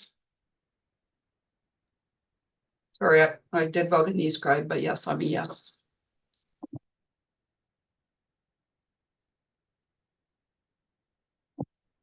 The vote carries on a recorded vote of 9-0. Those voting in favor, Councilor Samuel, Hunt, McCurry, Martin, Celeste, Caputo, Sullivan, Sokoli, Mayor Davis, and noting that Councilor Carpenter was out of the room. Okay. That takes us to the Brandland Community Center gym partition. Councilor Hunt. Yes, and through you to staff, there are 2 gym partitions. I guess the question is Is there just an S missing or are we only replacing one? And if so, which one? Between A and B or between B and C? Through the chair to the counselor, again, this is the city's contribution to a school board project to address safety issues with, I believe, all of the door systems on the site. So it says that, The partition doors, both partition walls. So this would address both of them, but all three parties are contributing to the project. okay, so the project is $390,000 and it's to do both of the walls, partition walls. I'll have to confirm the total cost, counselor. I'm not sure but it's our share. And it's not an equal share. It's not a 1-1-1. It's based on floor print, so. Oh, okay, it does say 1/3. And so I was just assuming that we were looking at 390 if our share was 129. Okay, but it is, that's my clarification though. It is both partition, not just one wall. That's correct. Thank you. Any further questions on this item? Seeing none, Counselor Sullivan, demolition community halls. Oh, sorry, Counselor Samuel. Thank you. Same as Through you, Chair, Mr. Chair, to staff, I was wondering about more information about this because I was wondering why we'd be demolishing buildings that are still being well utilized, specifically the Bellevue Community Hall I can speak to. I don't know a lot about the other two, but we've just put a new furnace in Bellevue Community Hall, I believe, and just want to know more about why we'd be demolishing these buildings. Through the chair, this project is specific to the Tranquility Hall. The other two community hall demolitions are scheduled for beyond the current budget cycle. And my understanding is that the next one to be addressed would be Grandview and then Bellevue would be after that. So those are considerably further out in the plan. Okay, so it's not until towards the end of this budget that the long-term budget that we have here, you're looking at Bellevue? The Bellevue site is at least 5 years out and probably further than that. So yes, it's Okay, beyond the because current it's 4-year listed cycle. here. That's why I'm Yes, questioning all this. three are listed and Yeah. scheduled for demolition. They are, but each year they've been deferred because either they've been used or it's not been a priority project. Tranquility Hall at this point is beyond redemption and we would like to move forward with the demolition, but the other two are further out and they are being used. Just maybe to clarify, I think there's some confusion. Yeah. So in 2024, just picking up my voice, the 125,000 will be used for Tranquility Hall. There are no other amounts in 2025, 26 or 27. So what Director Cox is saying that the next one after that will be Grandview and then Bellevue after that, but they're not even on the list. They would be in 2028 or 29 or even further out than that. Okay, so is there a reason why we couldn't remove the wording of Bellevue Community Hall from this line to make sure then? Yes. Go ahead, Rick. Through you, before we remove it, I'd like to just reconfirm the assessment, the building condition assessment that put them on the demolition list in the first place. So I think it would be important to revisit that based on a reassessment of the building rather than they were put on the list for demolition based on condition.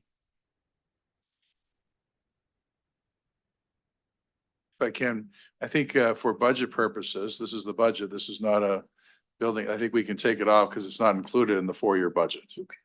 Okay, so I think we'll ask that to be taken off the budget list because it's not included. Is that all right to the treasurer?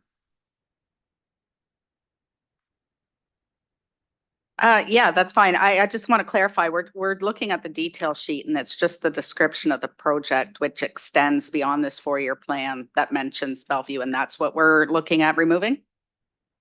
Yes. Yes. We can do that. And what is the state of Grandview then as well? Because you said Tranquility is beyond redemption. What about Grandview? Grandview is being used currently. It is in very poor shape. It's being used by sport organization for some indoor training through the winter and some storage of equipment, but it's in rough shape. Okay, thank you. Councillor Scully. Yes, just looking for clarity on the detail sheet because it says it's the decommissioning and demolishing of Belleville, Tranquility and Grandview, but then it says scope of work to include preserving Tranquility Community Hall garage and installing a new roof. Through the chair, the initial description or expectation of the project was that at Tranquility, there was a service bay where some of our parks equipment was being used. In the more recent evaluation since the budget detail sheets have been prepared, we've understood that the garage portion is also no longer preservable. So, and it's actually more cost effective to demolish the entire thing and redeploy that equipment out of other sites. So we're no longer planning on keeping a portion of that building. We're planning to demolish the whole thing. So this part's inaccurate where it says That's correct. preservation work. Okay. Would we be able to see a copy of the reports and the integrity of these three buildings before this budget process is complete? We can provide that information. Thank you. Councillor McCurry. Mr. Cox, it was before your time, but I wonder if you could give us a brief overview of how we managed to allow several community assets to fail to the point where they have to go to the landfill.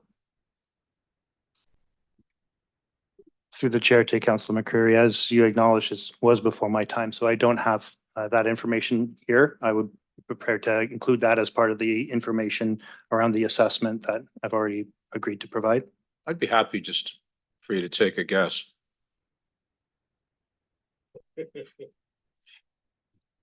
Again, also to Director Cox's response, I think there's also a lot of, my understanding of these three buildings doesn't mean it's totally the reason for the demolition, but there are some AODA concerns as well for the buildings as well, the way they're constructed. So that's also would be part of the response as well.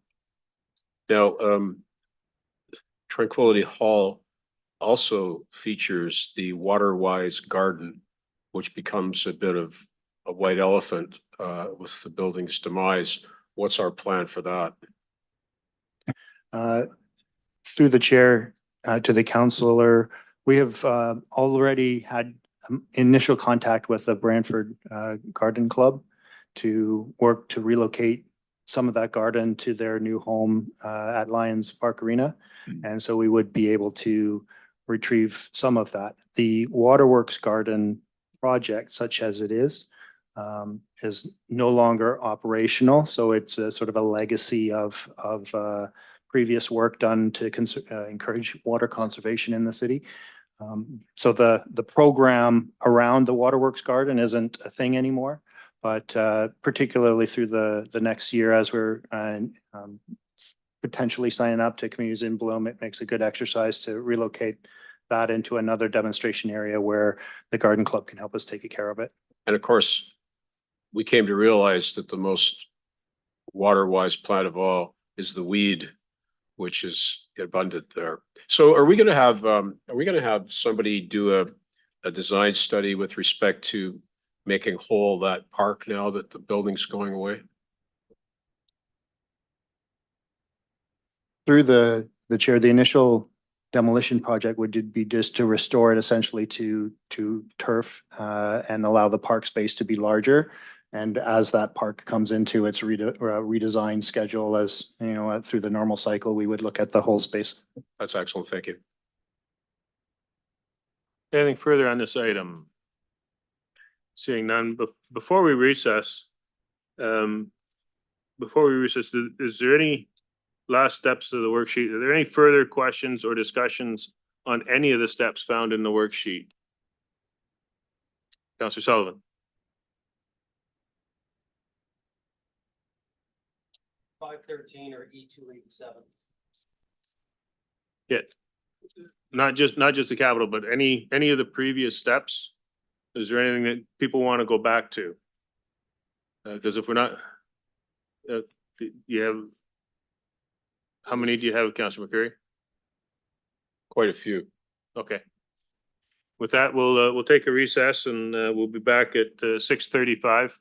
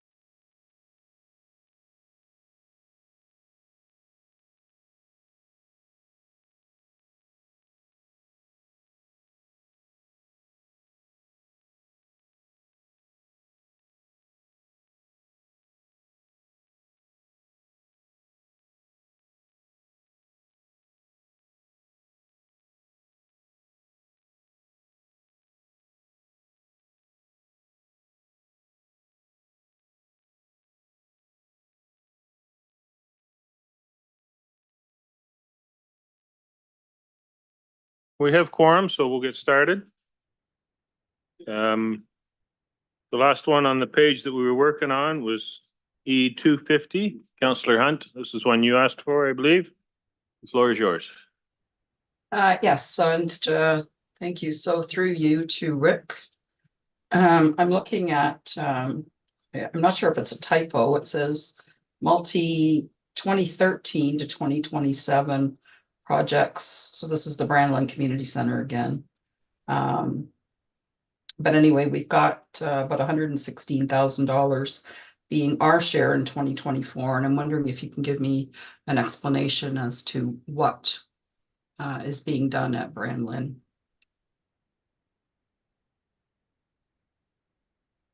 Through the chair to the council, just give me a minute to pull up the detail sheet. As I said earlier, for the other Brandland projects, these are our share of a capital improvement plan that has been developed by the tri-party arrangement managed by the school board and agreed to in prior budget. So we're rolling through the plan that was provided in that 2013 to 20, so that plan. So we're rolling through that. I'll need to take a minute to dig up the specifics for that. So okay, just specifically, I'm wondering if in 2024 we will get an accessible washroom at Brandland. I'll take that one away and provide that information back. Okay. Okay, and if not, who do we need to talk to? Because it's a large community center and we're using elementary student washroom facilities there. Okay, we'll take that one away. Thanks. All right, thank you. Any further questions on this item? Seeing none takes us to the next page. E 264 through to E 294, or reference number 490 to 520. Councillor McCurry. Mr. Chair, sorry. Perhaps I didn't say that there were some others on the previous page that I wanted to inquire about. What are they?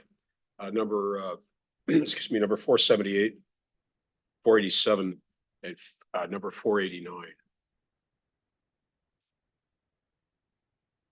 Sorry, those were the page numbers, Mr. Chair. The reference numbers? Page numbers, yeah. Okay, 478. 478, 487, 489.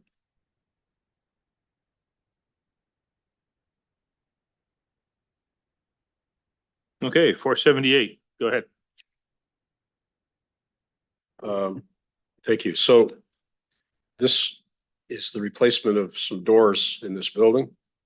And it seems clear enough, but we seem to be spending an awful lot of money here after having spent a lot of money here.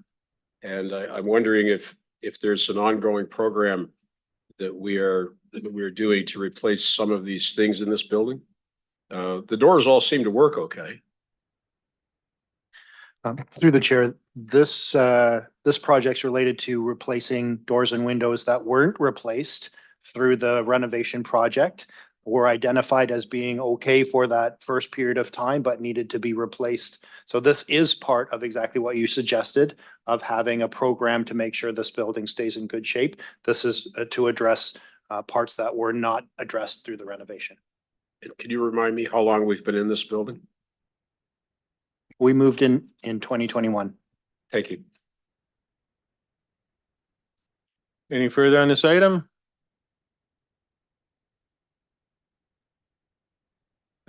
City Hall roof repairs, Councillor McCurry. Ditto.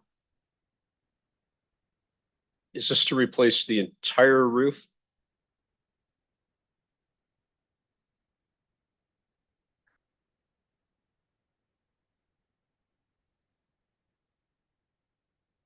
Through the chair to you, Councillor McCurry, my apologies for my delay. So this is for repairs of a flat roof that is on the City Hall building. So that's the roof. If you exit through the Economic Development Department and can't get back in, is that the roof you're talking about? That is a flat roof. I'm unsure if that is the specific piece, but I can check into that and get back to you. And some of this is health and safety, so we're worried people are going to fall over the edge. Is that the deal? Perhaps not fall over the edge. They could fall through the roof. They could fall off the pathways that are on the roof. There are many facets. we're creating pathways. There are existing maintenance pathways on that roof. Okay. And is there more to come? As the building ages, yes, there will be more to come. We did have a look at this before we bought it, right? Yes, Thank you. you're welcome. Councilor Carpenter. It was still a bargain. But the roof, so with this roof, we have access to staff can access the roof for use. Can we not? Through the chair to you, Councilor Carpenter. Yes, we do have access to the roof. So are we gonna make that access larger or more accessible for everybody, or what's the plan for access to that location? It would just be for maintenance and for upkeep of the roof. If you're asking for like a populated area on the roof, that is not this project. That's not in the cards in the Correct. future, do you know? I'm unsure if it's coming in the future. To the chair. Sorry, that was included in the original plan, but was removed. But it's been taken out, as you said? It was removed, I believe, that was council direction to remove the patio space. I think the amount was about $600,000 at that time. We removed it at the time because it wasn't, because we had to. It wasn't reduce a our costs. priority. Yep. But it's something we could still look at in the future then. The area is there on the third floor, the access that would be that space. But right now it wasn't a priority in this budget. Yeah. Okay, thank you. And it's, if I can, it's just not about having the space, it's having, say, health and safety. There's no rails up there or what have you. So it's, it would meet, so it would be the railing costs to put up there and what have you. Any further? I have one question. What kind of materials are going to be used for this roofing?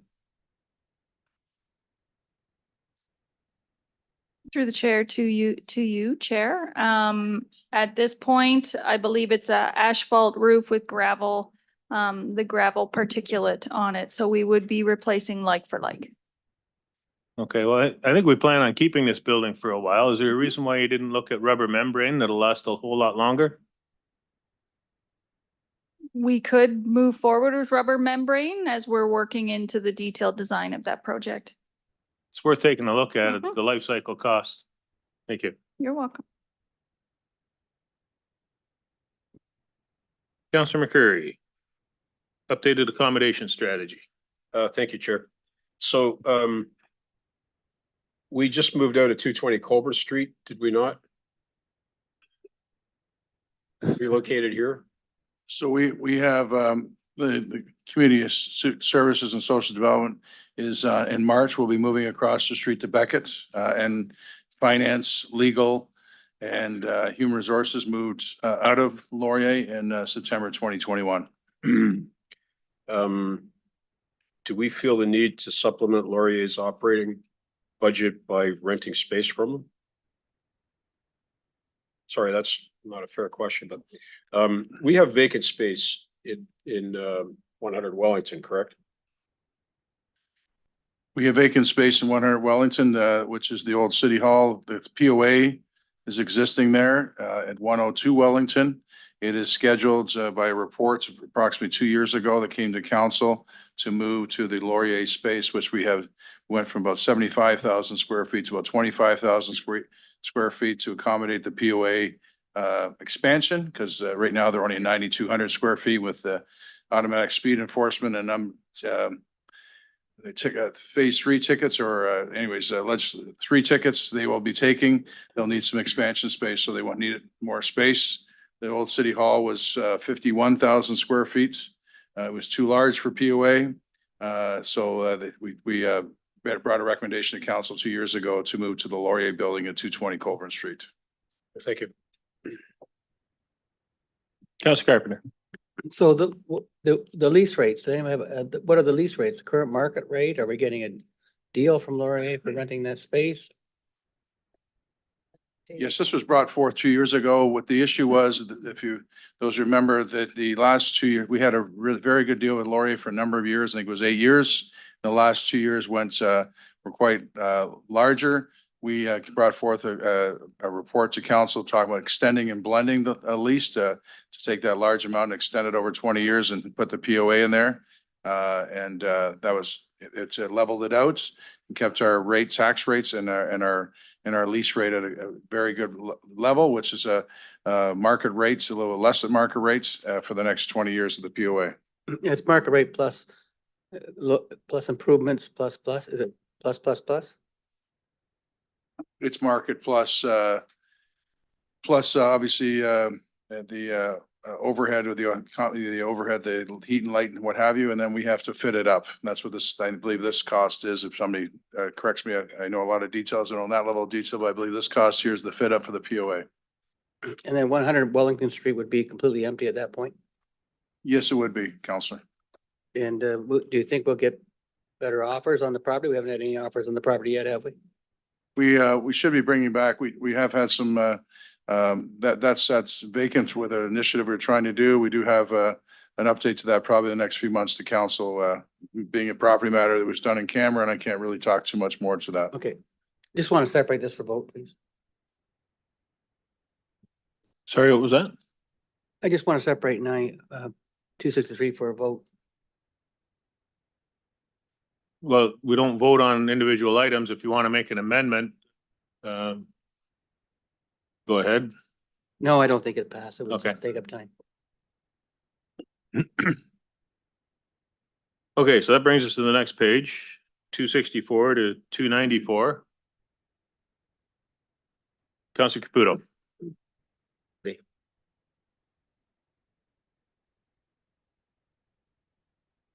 270, Mayor Davis. 269 and 275 and 294.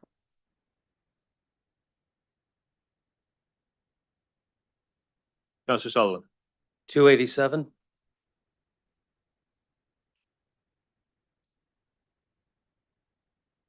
Councilor McCurry.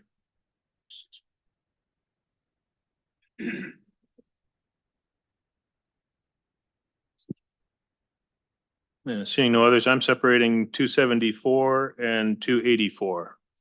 So the first one is 265, Councilor McCurry. Mount Hope Mausoleum repairs. Thank you, Mr. Chair. Excuse me. This project includes some additional work on the roof. We did some work on the roof in the last 3 years, did we not?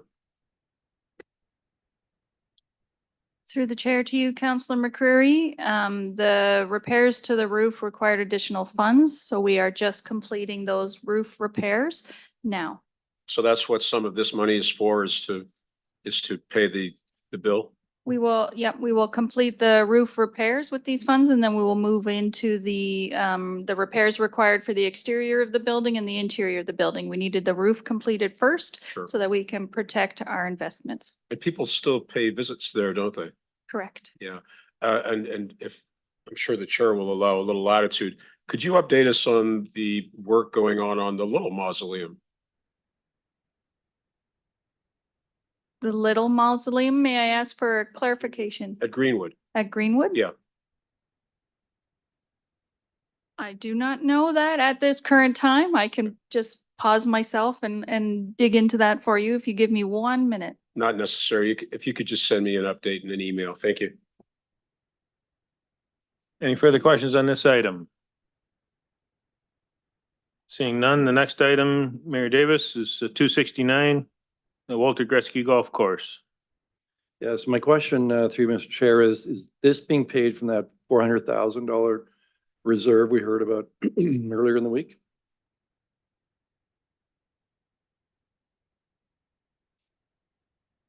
Through the chair, Judy Moore, Director of Finance. Yes, it is. Are there any other improvements planned for the Walter Gretzky Golf Course over the next 4 or 5 years? Because I see there's nothing further, at least for the next 3 years. Through the chair, we would like to do a lot, but based on we need to rebuild the reserve before we can approach some of the cart path improvements that we'd like to do. So we're going to be focusing on rebuilding the reserve to the point where we can afford the close to $1 million cost estimate to do the cart path work we'd like to do.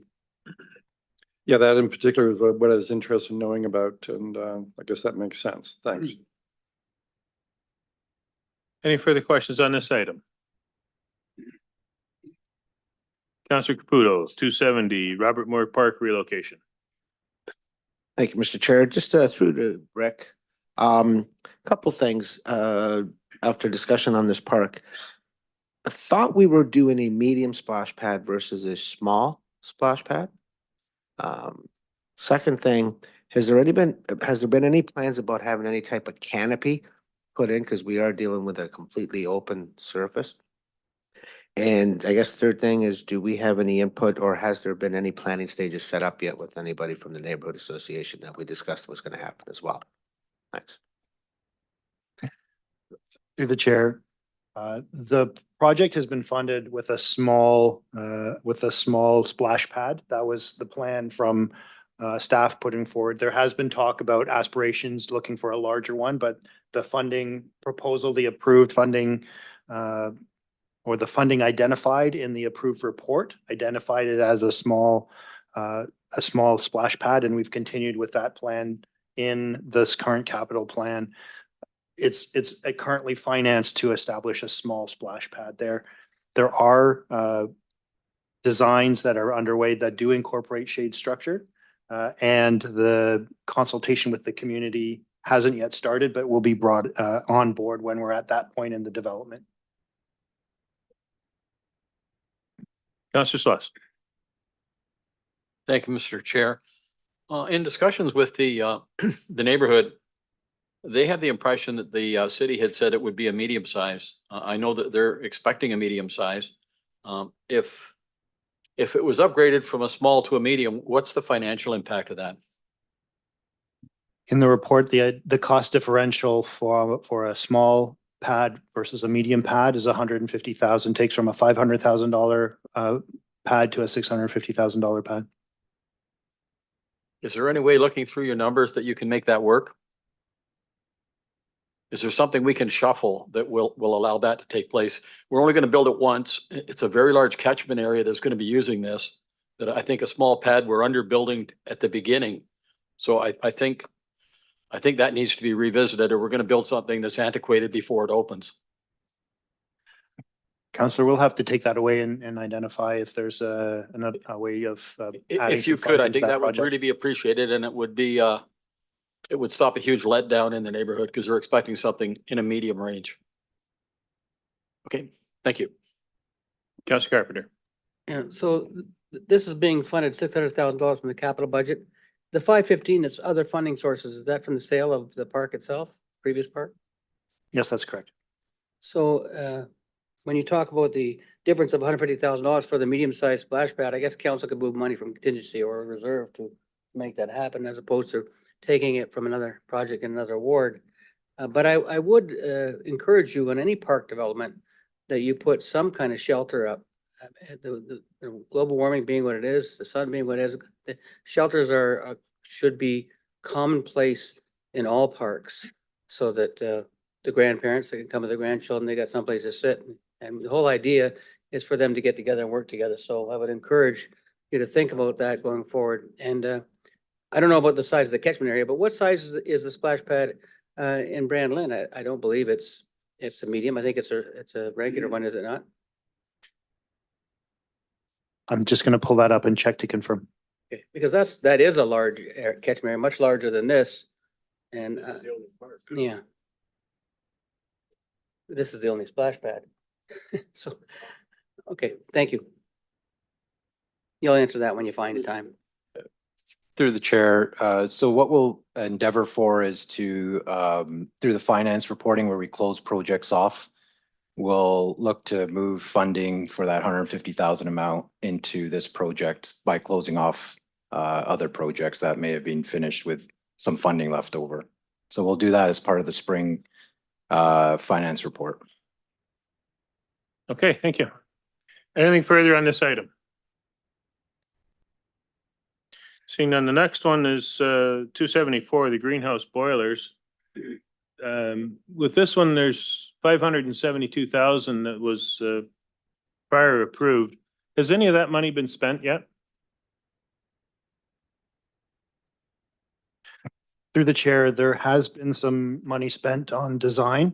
The project was issued for procurement and actually awarded, but the successful contractor was not able to complete the contract and withdrew their bid. And so we need to, knowing that we have the market value from the procurement, understanding we needed to add some extra dollars into the project to be able to reissue it and successfully secure a viable contractor. That's what this is about. We haven't actually spent any of the money on construction. It's just been design and preparation work thus far.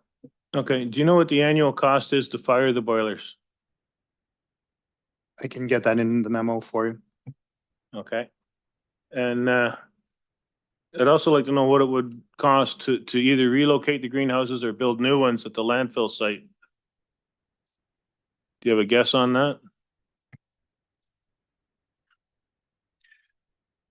My commissioners let me know that the cost estimate for that was around $2 million back in the day when it was done several years ago. There are also considerable operational considerations with relocating that centralized site out into kind of the periphery, and the additional travel time and wear and tear on the equipment coming back would certainly create some efficiency problems for us. So there is the capital cost of the relocation, but there's also the operational impact of changing the way and where we're based for that works.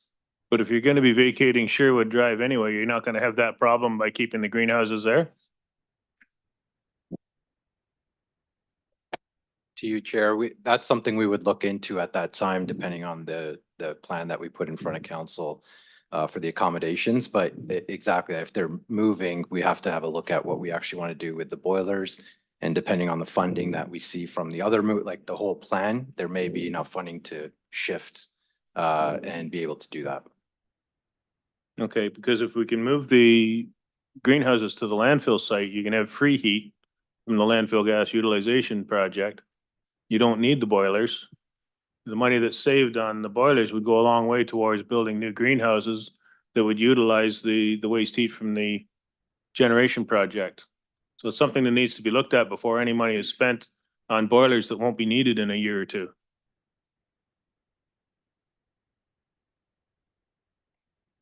So Chair, we can look into that. We're just confirming if they can be moved. So they can be moved along with the whole structure, and then you kind of, as the service life ends, you can tie it in. So we'll take that back. We'll have a look at it and formulate it as part of a whole overall plan for accommodations. Okay, thank you.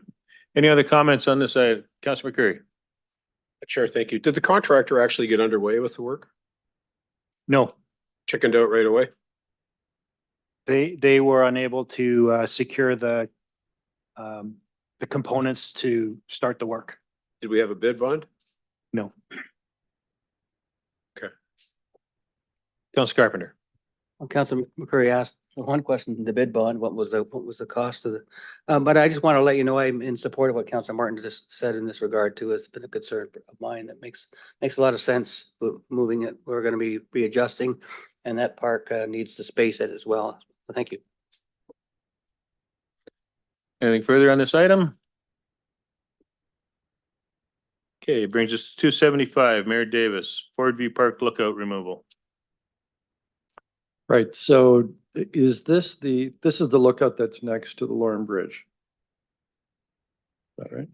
Through the chair to you, Mayor Davis. Yes, this is the lookout that is on the southwest portion of the Lorne Bridge. And that's been fenced off now for A few years. a few years, and that's because it's unsafe. Correct. All right. And also less needed because of course we're gonna have a bridge that'll have various lookouts on the bridge, and probably a better perspective for looking at the river. Correct. Okay, thank you. You're welcome. Councilor Carpenter? Thank you. So the top is fenced off. The bottom is not fenced off, is it? Through the chair to you, Councillor Carpenter, that is correct. There is a pocket of space underneath And the there's a lookout. population living under there, very large population. Correct. And so taking this down, we'll clean up the bank as well. We'll adjust the bank and the trail there. Correct. We will look at methods to secure, to make sure that that area is not populated. Yeah, and there's a fair amount of garbage being distributed into the Grand River as well from that site. Okay, thank you. I appreciate that. welcome. Okay, seeing nothing further on this one. The next one was one I requested, recreation facilities roof repairs and replacements. Are these flat or pitched roofs? They're both depending on the location, Counselor. Okay, and are you looking at rubber membrane and metal roof? We're going to be looking at the most effective for the long-term viability of the site, yes. So life cycle costing. Yep. Glad to hear that. Any other questions on this item? Councilor McCurry. I guess we wouldn't be doing any ancillary work to this at Mohawk Pavilion. It'd strictly be a roofing contractor. Correct. There is some additional work that we should be doing there. Is that on your minor capital radar, Mr. Cox? There's considerable Mohawk Park capital work in this capital budget. A lot of that has been shifted into the out several years. There are some minor capital work that we will need to do to make sure that we can get to that point. Yeah, there's some, the pavilion, not to put too fine a point on it, looks shabby. There's pieces of trim missing and it really does need some attention, as well as the washrooms there. Yeah, thank you.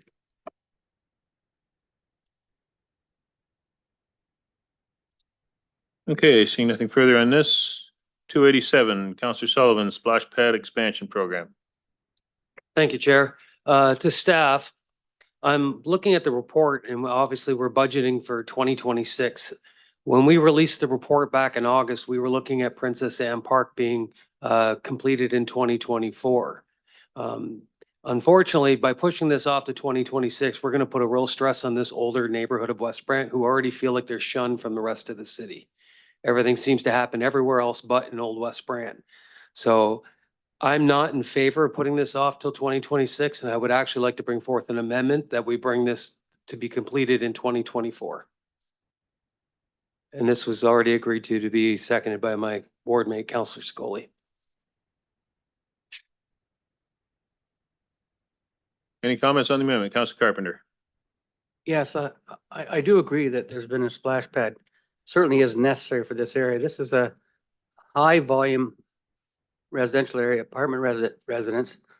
And I think I raised this to Councilor Sullivan quite a while ago, that when I was there in the summertime. Because those residents, the rents being what they are, the extra for air conditioning is just not affordable for many of the families that are living in Helen Ave. And there are a lot of them that could use a splash pad right across the street. It's right across the street from High Weimer. And I just want to say this about the plan that came back. I mean, I support it because we're going to get there, but you know, the way to look for where splash pads are necessary, you just simply fly over with a drone or with a plane and count the pools below. There's no pools, splash pads required. Lots of pools, splash pad not required. It's really simple how to do that. But the plan came forward looking for trying to keep it balanced amongst all wards. I would encourage you not to try and balance everything on the ward just because we're ward-based structure, but more along the needs structure. So I just wanted to know, I didn't agree with that plan that had it going out in certain parks in the wards. And some of them I didn't think it needed, especially the parks where there are plenty of pools. The reason that Brandon's got a splash pad is because Ward 3 didn't want the splash pad that was going there. And I went to that meeting and asked them if they mind if I move it to Brandon, and they all agreed. And that's why Brandon has one. That area is a lower income area with no pools in that particular area as well. So I would agree with Councilor Sullivan. This area needs a splash pad and it needs it ASAP. Thank you. Mayor Davis. Yeah, question for staff. How would we finance that? Would that hit the mill rate? 2024? Through Chair Martin to Mayor Davis, there would be sufficient funds in the capital funding envelope reserved to bring that project forward. All right.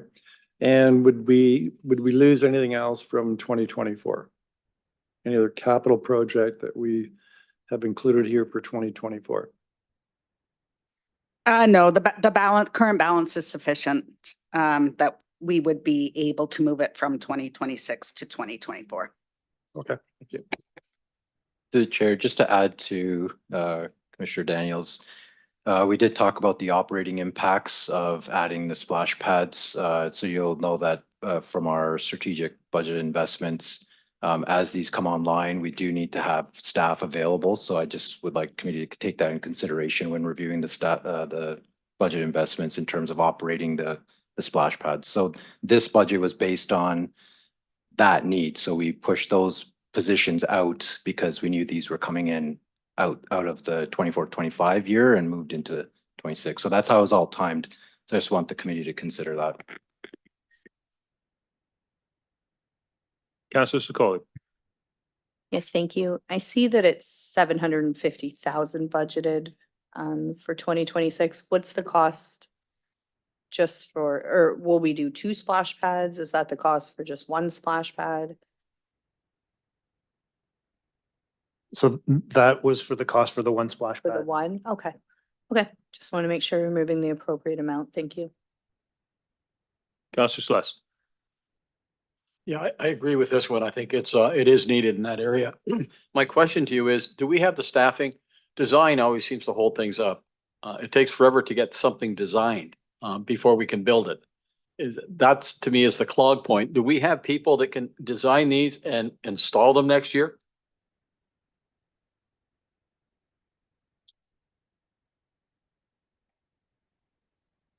Through the chair to you, Councillor Sless. There is staffing resource issues at this time. We've already brought in Robert Moore Park. That was in addition to the plan, and now bringing in this splash pad into the plan adds more to our existing resources. Is that yes, we can do it? We can slowly work through everything as much as we can. If the money is there, we will attempt to work through it. Does not mean that it will be built this year. Okay, thank you. You're welcome. Councillor McCreary. Thank you, Mr. Chair. So you alluded to an increase in costs to operate splash pads. What's your estimate of the operating cost per pad per season? I'm not sure if my colleague Rory is on the line tonight. There he is. Good evening, everyone. Through the chair to Councillor McCreary. Average operating cost, including water, is about $13,000 per splash pad. And how many splash pads can you operate with 1 operator? So right now we're running with 1, and we're just kind of keeping up to what we have now. Some of it will be in the design. So if we're doing, excuse me, what's called a flow through, which the water comes through the city and goes down the drain, where we're not adding chemicals. It's a little easier if we're doing a recycling splash pad. There's a chemical component and a lot more rigorous testing that happens throughout the day. So it does impact us. So it depends what we choose to build. You're keeping us in suspense, Roy. Which will it be? Well, that's the design side of things. I do the operations. So whatever they give me, I'll make sure we take care of. Good answer. That is, you've learned from the master. Now, with respect to the design, it's primarily an off-the-shelf design, right? We're using the same design we use at Mohawk Park. I realize the sites are different, but in terms of the plumbing and layouts, we're not inventing the wheel each time, or are we? Through the chair to you, Councillor McCreary, there is specifics for each area. We change the amenities in the splash pads, and so that does change the designs. Are you using the same mechanical systems throughout?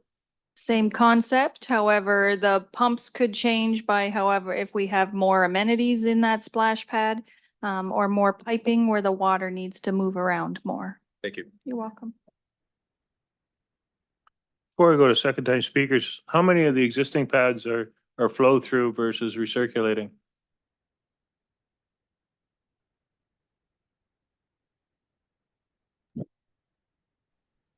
Through you, chair, to yourself. Right now, 2 of them are recycling.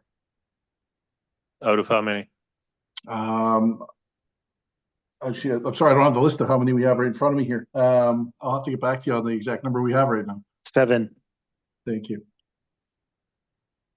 Okay, and do we pay the full cost of the water for the ones that flow through? Or do we give ourselves a discount on that? When we look at the operating costs of the pads? I believe we do play the full rate. And which is the cheaper option? Depends on the site, but, and the scope of it, which is why we don't have a fixed answer to one or the other. It depends on whether there's staff already on site doing other things like there would be at Mohawk Park or Harmony Square, versus having to travel. It depends on the pressure. It depends on the size. So there isn't a fixed answer as to whether we choose one or the other. We're going to choose from sort of a site-based life cycle operation, which is going to be the most effective for the city. Okay, so is that why there's two that are recirculate, because there's staff on site at the two? Typically, that's you know, if they're there anyway, they can do the testing and then the specialized team can come in and address the chemicals. Okay, second time speakers, Mayor Davis. Yeah, I certainly am in favor of moving up splash pad for this neighborhood, but I want to clearly understand what the impact's going to be in respect to the design program for this coming year based on what our engineer has told us. If we vote in favor of this, does this jump to the head of the pack for 2024 and in priority to a number of other park projects that have been on the books now for several years? Through the chair to you, Mayor Davis, it would add into the prioritization of those projects. However, there is quite a large number of high priority projects that this team already needs to deliver, such as the Robert Moore Park, and many other parks in the city. Right, so how are you going to interpret an approval of this resolution tonight in respect to those other priorities? Pardon, can you repeat your Well, I wanna question? How would I understand, prioritize it? Well, I want to understand if what I'm doing, if I vote in support of this, does that mean it now moves to the top of the list? Or is it going to be, we've got a lot of the projects we're working on, the commitments have already been made on. We'll get to this if we can this year, but I think you're telling us probably not going to be constructed this year. That is correct. It will probably not be constructed this year, because the design would need to be done immediately in which to move out for tender and construct this year. So we would be putting it into prioritization. We would be moving potentially into design in the later half of the year and would be a 2025 construction based on my current prioritization. Right. If we are advised differently by council, then we would adjust. Right. So, Mr. Chair, I want to make it clear that I'll vote in support of this on that basis, that it's not jumping the queue, that it's going to come in and have to deal with the other projects that are already in the books, already approved, that the design work's already in the process of being done or soon to be done, and that this will not set a priority in particular for this project, but that staff will commit to getting to it hopefully this year, with it likely being constructed or construction starting next year. On that basis, I'll support it. Any further questions? Councilor Sullivan. Thank you, Mr. Chair. I just want to remind council too that when I brought this notice of motion back in February, it had a unanimous support with Princess Anne Park being the highlight of the actual notice of motion and the reason for bringing it. I understand that we've run into delays. However, it was the city that put out forth in the documentation in the Brantford Expositor that it would be built this particular year. Now, if that is the case, I would advise city staff to make sure they're being a little more optimistic or a little more pessimistic, take your pick, on when they're saying these dates for construction are going to be completed, because now the city's expecting it. Go ahead, Indy. If I can just speak to that, Councilor, and just to you, Councilor Sullivan. So the report was submitted to council, but I just wanted to let you know about the pressures on the capital envelope that we have been facing, and that's where we had to make some decisions on what moves so that we have a balanced budget. That was the decision here. We understand that the community has needs, but we also have to deliver a balanced budget. And there were some pushes and pulls that we had to do. And we did, as a senior leadership, also look at this capital budget. But it's by no means because we don't want to deliver it. It's just solely based on the resourcing that we have and the projects that we already have in the queue. Councillor McCreary. So if you could recap for me, so the amendment moves the funding to 2024, but the construction likely won't happen until 25. Is that what we're talking about? Okay, thank you. With that, would it make more sense to move the funding to 2025? To you, Chair Martin, typical construction would have a 1-year design and a 1-year construction. So perhaps the suggestion could be to split that funding to move design into 2024 and construction into 2025. Is that acceptable to the mover and seconder? Sure. Okay. And the funding for 2026, was that for Princess Anne Park? Through the chair, yes, that's true. Okay, so we're not changing the order in which the splash pads are done? No. Okay. Seeing nothing further, we'll call the vote on the amendment. Oh, sorry, Councillor Hunt. Sorry, through you to staff, I just want to be clear. So we're moving 750 from 2026 to split it, so 375 in 2024, 375 in 2025, but then we would have a zero figure in 2026. Is that what I'm understanding the amendment to be?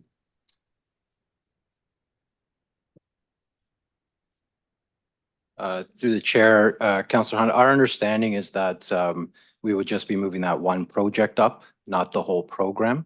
Our needs would be 100,000 for design in 2024 and 650,000 for 2025 construction. They're a break, and then we carry on with the program after that year break, based on, obviously I mentioned the staffing requirements as others come on. Okay, thanks, Cindy. Seeing no further questions, we'll call the vote.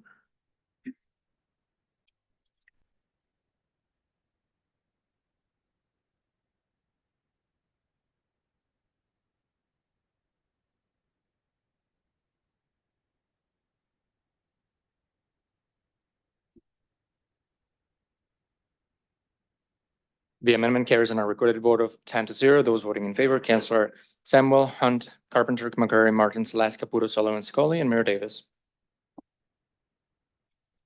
Okay, that brings us to 294, Mayor Davis. Gilkinson and Brooklyn Ball Diamonds. Yeah, no question on that. Thanks.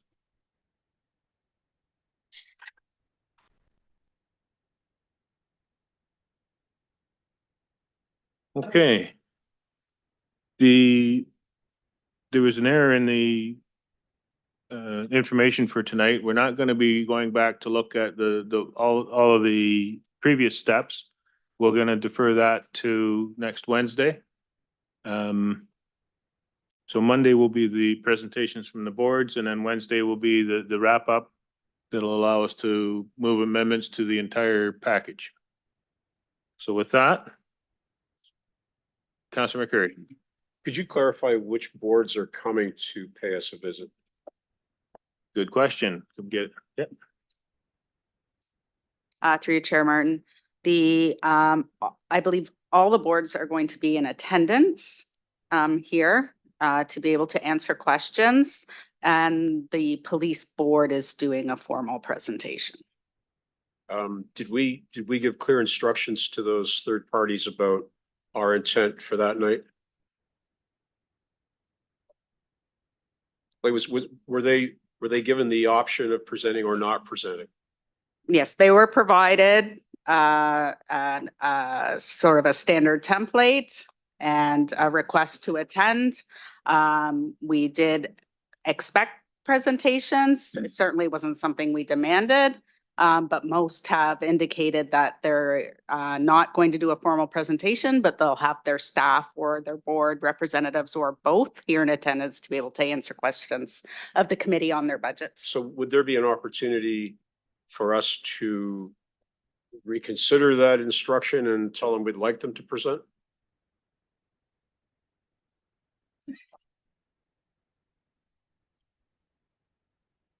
I think through a formal request of the committee to the boards, but certainly at a staff level, I can't really direct the staff No, of course, those yeah.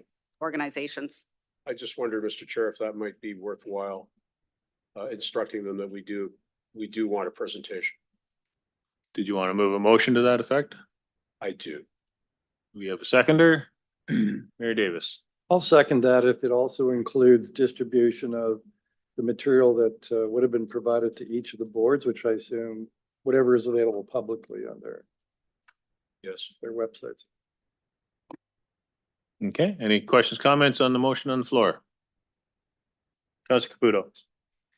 Yeah, I agree that the police should be doing theirs, but pretty much the health unit and the library board have already been advised that they don't need to, but would have people here for questions already.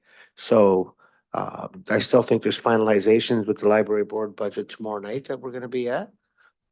Just don't understand why we're changing at the very end. It's a request of council. Councilor McCreary.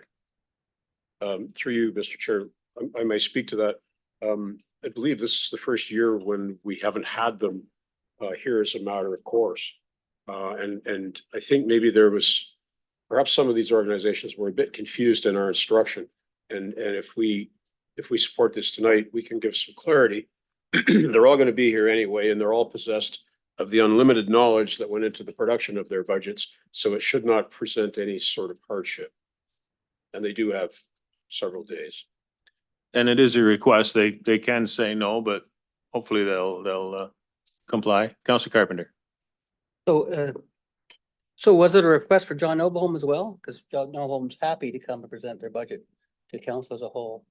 Yeah, they're one of the ones we're considering on Monday, I believe, so. Yes, it is, yeah. Yep. And I think they've already presented to the county, so we'll have an idea what the county did when they present. Thank you, thank you. Very good. Anything further on the amendment? Seeing nothing, we'll call the vote.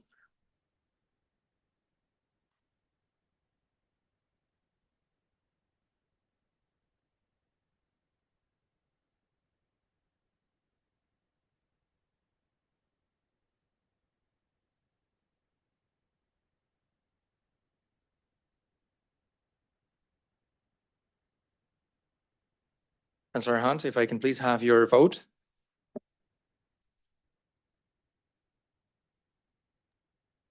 Sorry, I voted in e-scribe, but I was a yes.